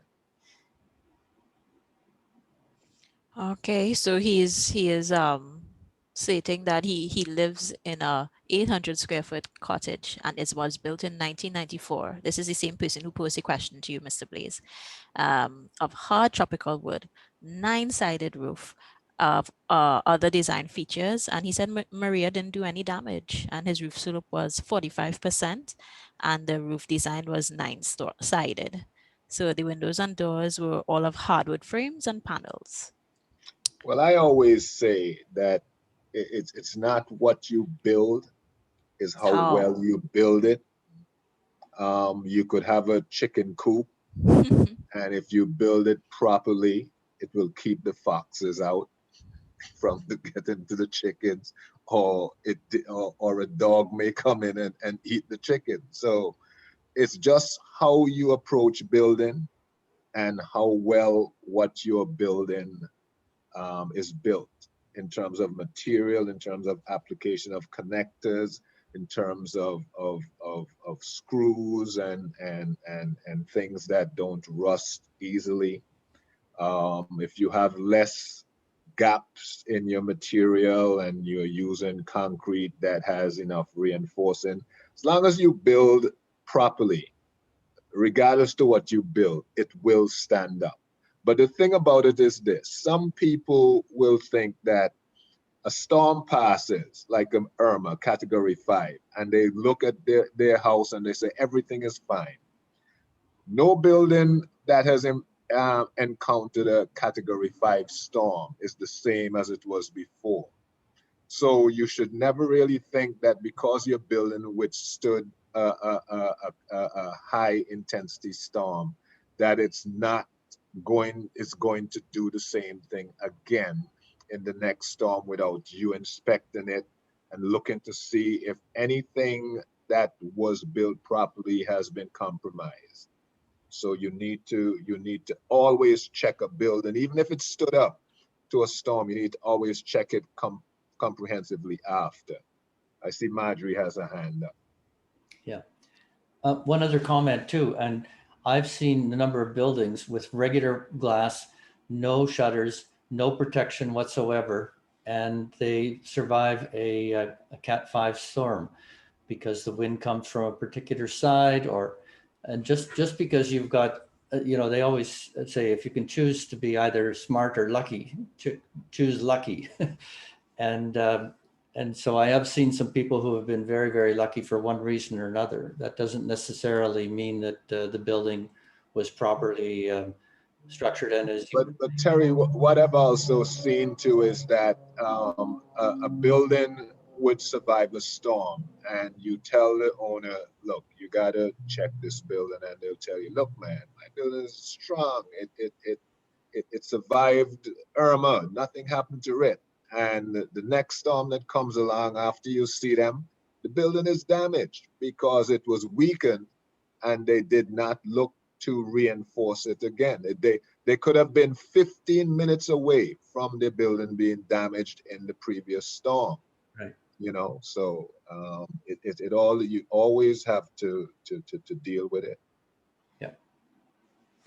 And I just wanted to interject here, if I may, and to say to you that what I also have observed with respect to some of those older homes is the use of color ties. Now, I didn't know the purpose of color ties before, and I know that some persons have chosen to remove them. But color ties have a very important purpose in trying to hold your roof down in the event of wind. Correct me if I'm wrong here.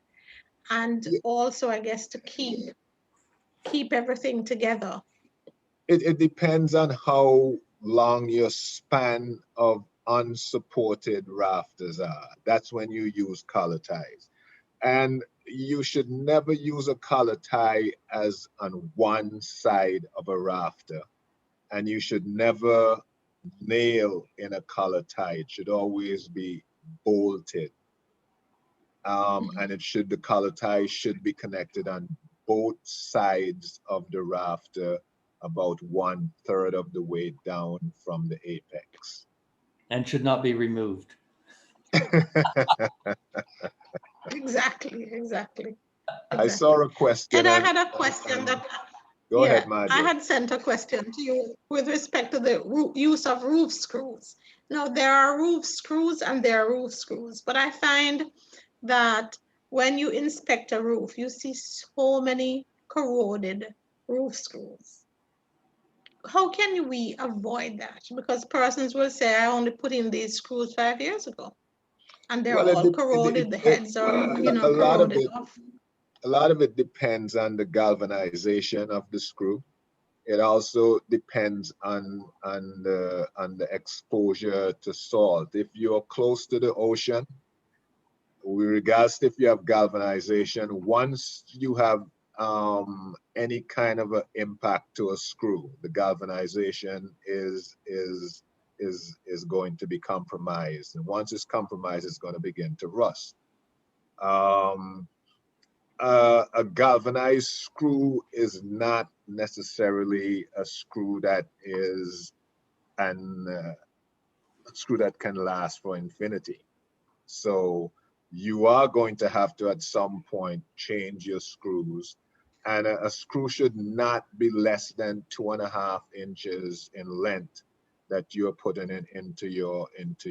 This is why using 1x purlins is a no-no, because you can't get enough meat for your screw to be embedded in to secure your galvanize. It has to be a 2x, which is really 1.5 inches. A 1x is really a 3/4 piece of wood. So it's very, very important to use 2xs for your purlins instead of 1xs. So that's why we use. At what frequency then? At what frequency, Ed, would you say you check, members of the public, homeowners should check? I would say I go up on my roof every year. But I would say if you don't want to go up on your roof every year to check it, you go up every 3 years. Or use stainless steel. The fact that a lot of people can't afford stainless steel, Terry, is a very point of reality. If you are supposed to use stainless steel screws, and the amount of screws that you have to use to keep your roof down, it will probably break your budget. Yeah. Well, if you have to replace them 2 or 3 times. Now, one of the things we can pass along the screws. We buy them 50,000 at a time, which the cost is quite low. But I agree, if you're buying them locally, they are very expensive. Yeah. Right. One of the I'll things come and get some from you, Terry. Pardon? I'll come and get some from you. Okay. Those are one of the things that was mentioned is cumulative damage. Just was mentioned earlier. Someone says their house survived the storm and everything and so on. Remember that structures are undergoing damage every time there's an event. Now, we live in a seismically active zone, and we get in excess of about 5,000 to 7,000 shakes every year. Most of them we don't feel, but that doesn't mean that they're not weakening any particular structures. So in many cases, sometimes you see a lot of cracks, and you have to wonder if you have to make sure they're superficial rather than structural. And that is one of the things that a lot of people tend not to look about. In other words, they only want to check their structures and so on, during or at the beginning of hurricane season, etc. It's constant monitoring, because these stresses, even though that they're very small in magnitude, they accumulate over time. And that's why reinforcement, the use of rebar is so important.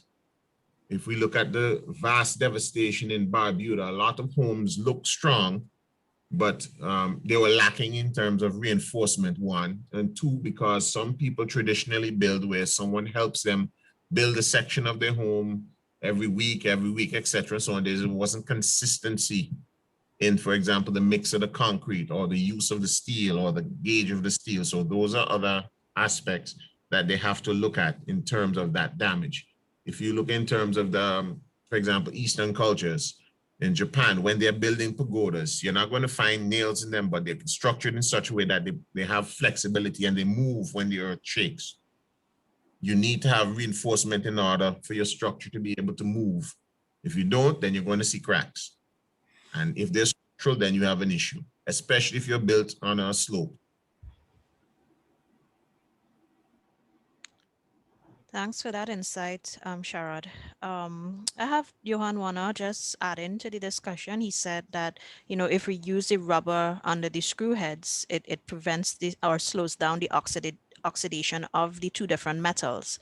So using your rubber when you're doing your putting in your screws is washers basically. Well, you Is should never buy a screw without a rubber washer, a galvanized screw without a rubber washer. If you buy a screw without a rubber washer, then it's not a full screw. Right. Yeah, I think that's basically it for most of the questions. I think one is coming to you, Sharad, concerning volcano vulnerability.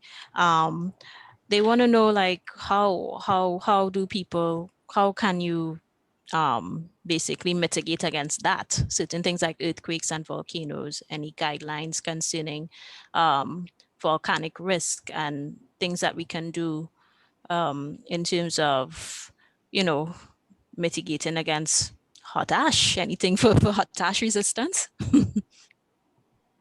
Well, in terms of volcanic risk, the outer arc, known as a limestone Caribbean, so fortunately, we do not have active volcanoes. We're over 50 million years old. It's the inner arc that you see the active Montserrat, St. Vincent, Dominica, etc. They're around 25 million years old. What we have to do in terms of ashfall, we have to remember that ash is basically particulate rock. So in terms of health issues, you're looking at making sure the seal for openings when you're closing your home, because if it's not sealed properly, ash get in there. It's worse than sand in terms of getting into places you don't want it. So in terms of when we tell persons to close up, sometimes they're putting cloth on the doors to prevent ash coming in. If they have external water catchments, yeah, they're looking at covering those to prevent ash from getting into the water catchments. You don't want all your minerals in one breath or one gulp. In terms of even driving, operating machinery with ashfall, that's another issue, because getting into engines is not good. You know, particulate rock getting into moving parts, there's going to be wear and tear, there's going to be some damage to that. In terms of we don't have any active volcanoes, because, you know, a lot of people used to tell you that there's a volcano on the cathedral and everything like that. That's not the case. This person was from Dominica. In terms of, yeah. But so in terms of that, in terms of protection from ash, sealing up to prevent that. Also, when ash accumulation on structures, you get a thick layer of ash, it's going to be heavy, it's going to cause collapse.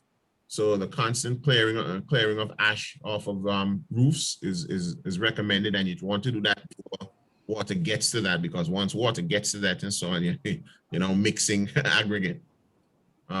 In terms of where they are, we are living on volcanoes. I mean, that's the basis of how our islands are formed. Those ruptures in the crust, the volcanoes formed, and they eventually came above the surface. They cooled, they formed islands, and we live on them. So it's a constant fact of life that we have to live with. If you're living in a volcanic island, you have to take precautions, protect yourself from the ash. In terms of evacuation, to have an evacuation plan, we always advise persons that you have a go bag or emergency kit. You stock it with basic things that you need when you go shopping. And you buy 2 tins of tuna, you try and put one away in there. 2 tins of Vienna sausage, that kind of thing. Those rations and kind of medication you may need, that sort of thing. In case of you have to evacuate, you go.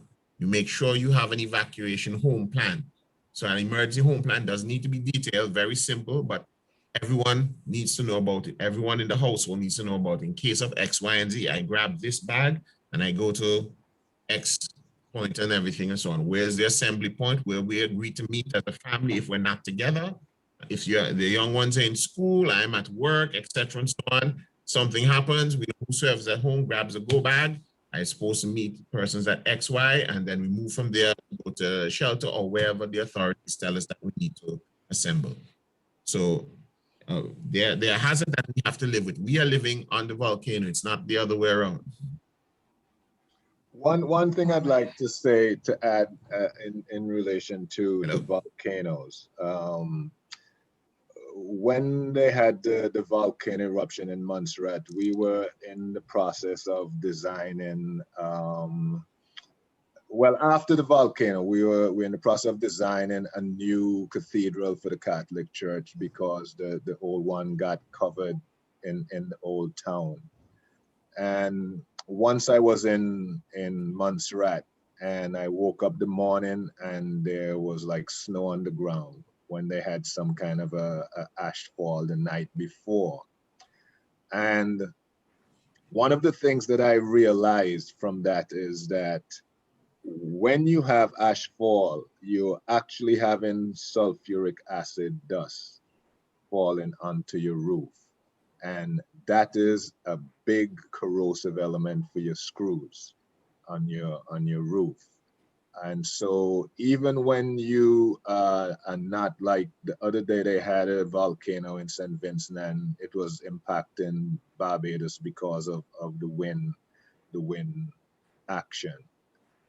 All the houses that usually get ash on them because of volcano fallout, they should check their roofs for screw deterioration, because once that ash falls on your roof, you have sulfuric acid eating away at your screws and maybe even the metal in your roof. So it would make it easy for that to come off during a hurricane. So I just wanted to mention that.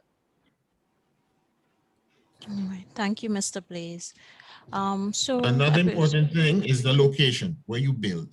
One of the things that we do, you have some people who they build because of land they inherited, or they may build because of where land is available, or maybe land is inexpensive, or maybe to be closer to where, let's say if they have farming land and so on, they try to get close to.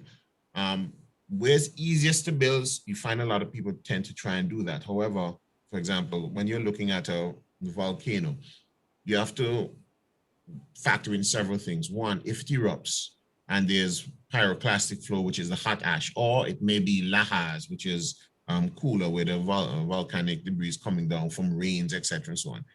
Building in valleys is a challenge, because you don't really want to be in the flow of debris or material, so you're trying to avoid that. You're also looking at the elevation as to which you're building. That's another thing you have to take into account. I know a lot of people, especially those living in floodplain areas, they tend to build on stilts for water to pass through. You just have to study your surroundings to figure out if those floodplain areas are at the base of valleys and you have active volcanoes, those pyroclastic flows and lahars flows, that should be factored into where you build or where you rebuild, if it's the case that you've been impacted before. all right. Thank you, Mr. James, again. So I do believe that we've ended in terms of the questions, the amount of questions that we've had coming through. A very robust discussion indeed, and very holistic. So we've really looked at everything from the natural perspective all the way down to what we can do as human beings to protect ourselves. Terry, if you want to have anything else to add, or, I just want to personally thank all of our attendees and our panelists for coming together today. It was pretty quickly organized, and you guys really stepped up, and we at Domus Windows and Doors do appreciate your effort to try to join us in educating the public. We do appreciate you and thank you. Terry, you could go ahead. Well, you just said what I was going to say. So panelists and participants.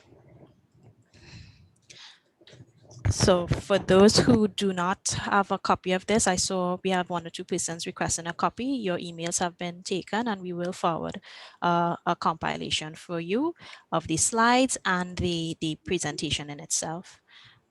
We do thank you guys for your time. Bye, everyone. Bye-bye, everybody. Bye-bye. Bye, everyone.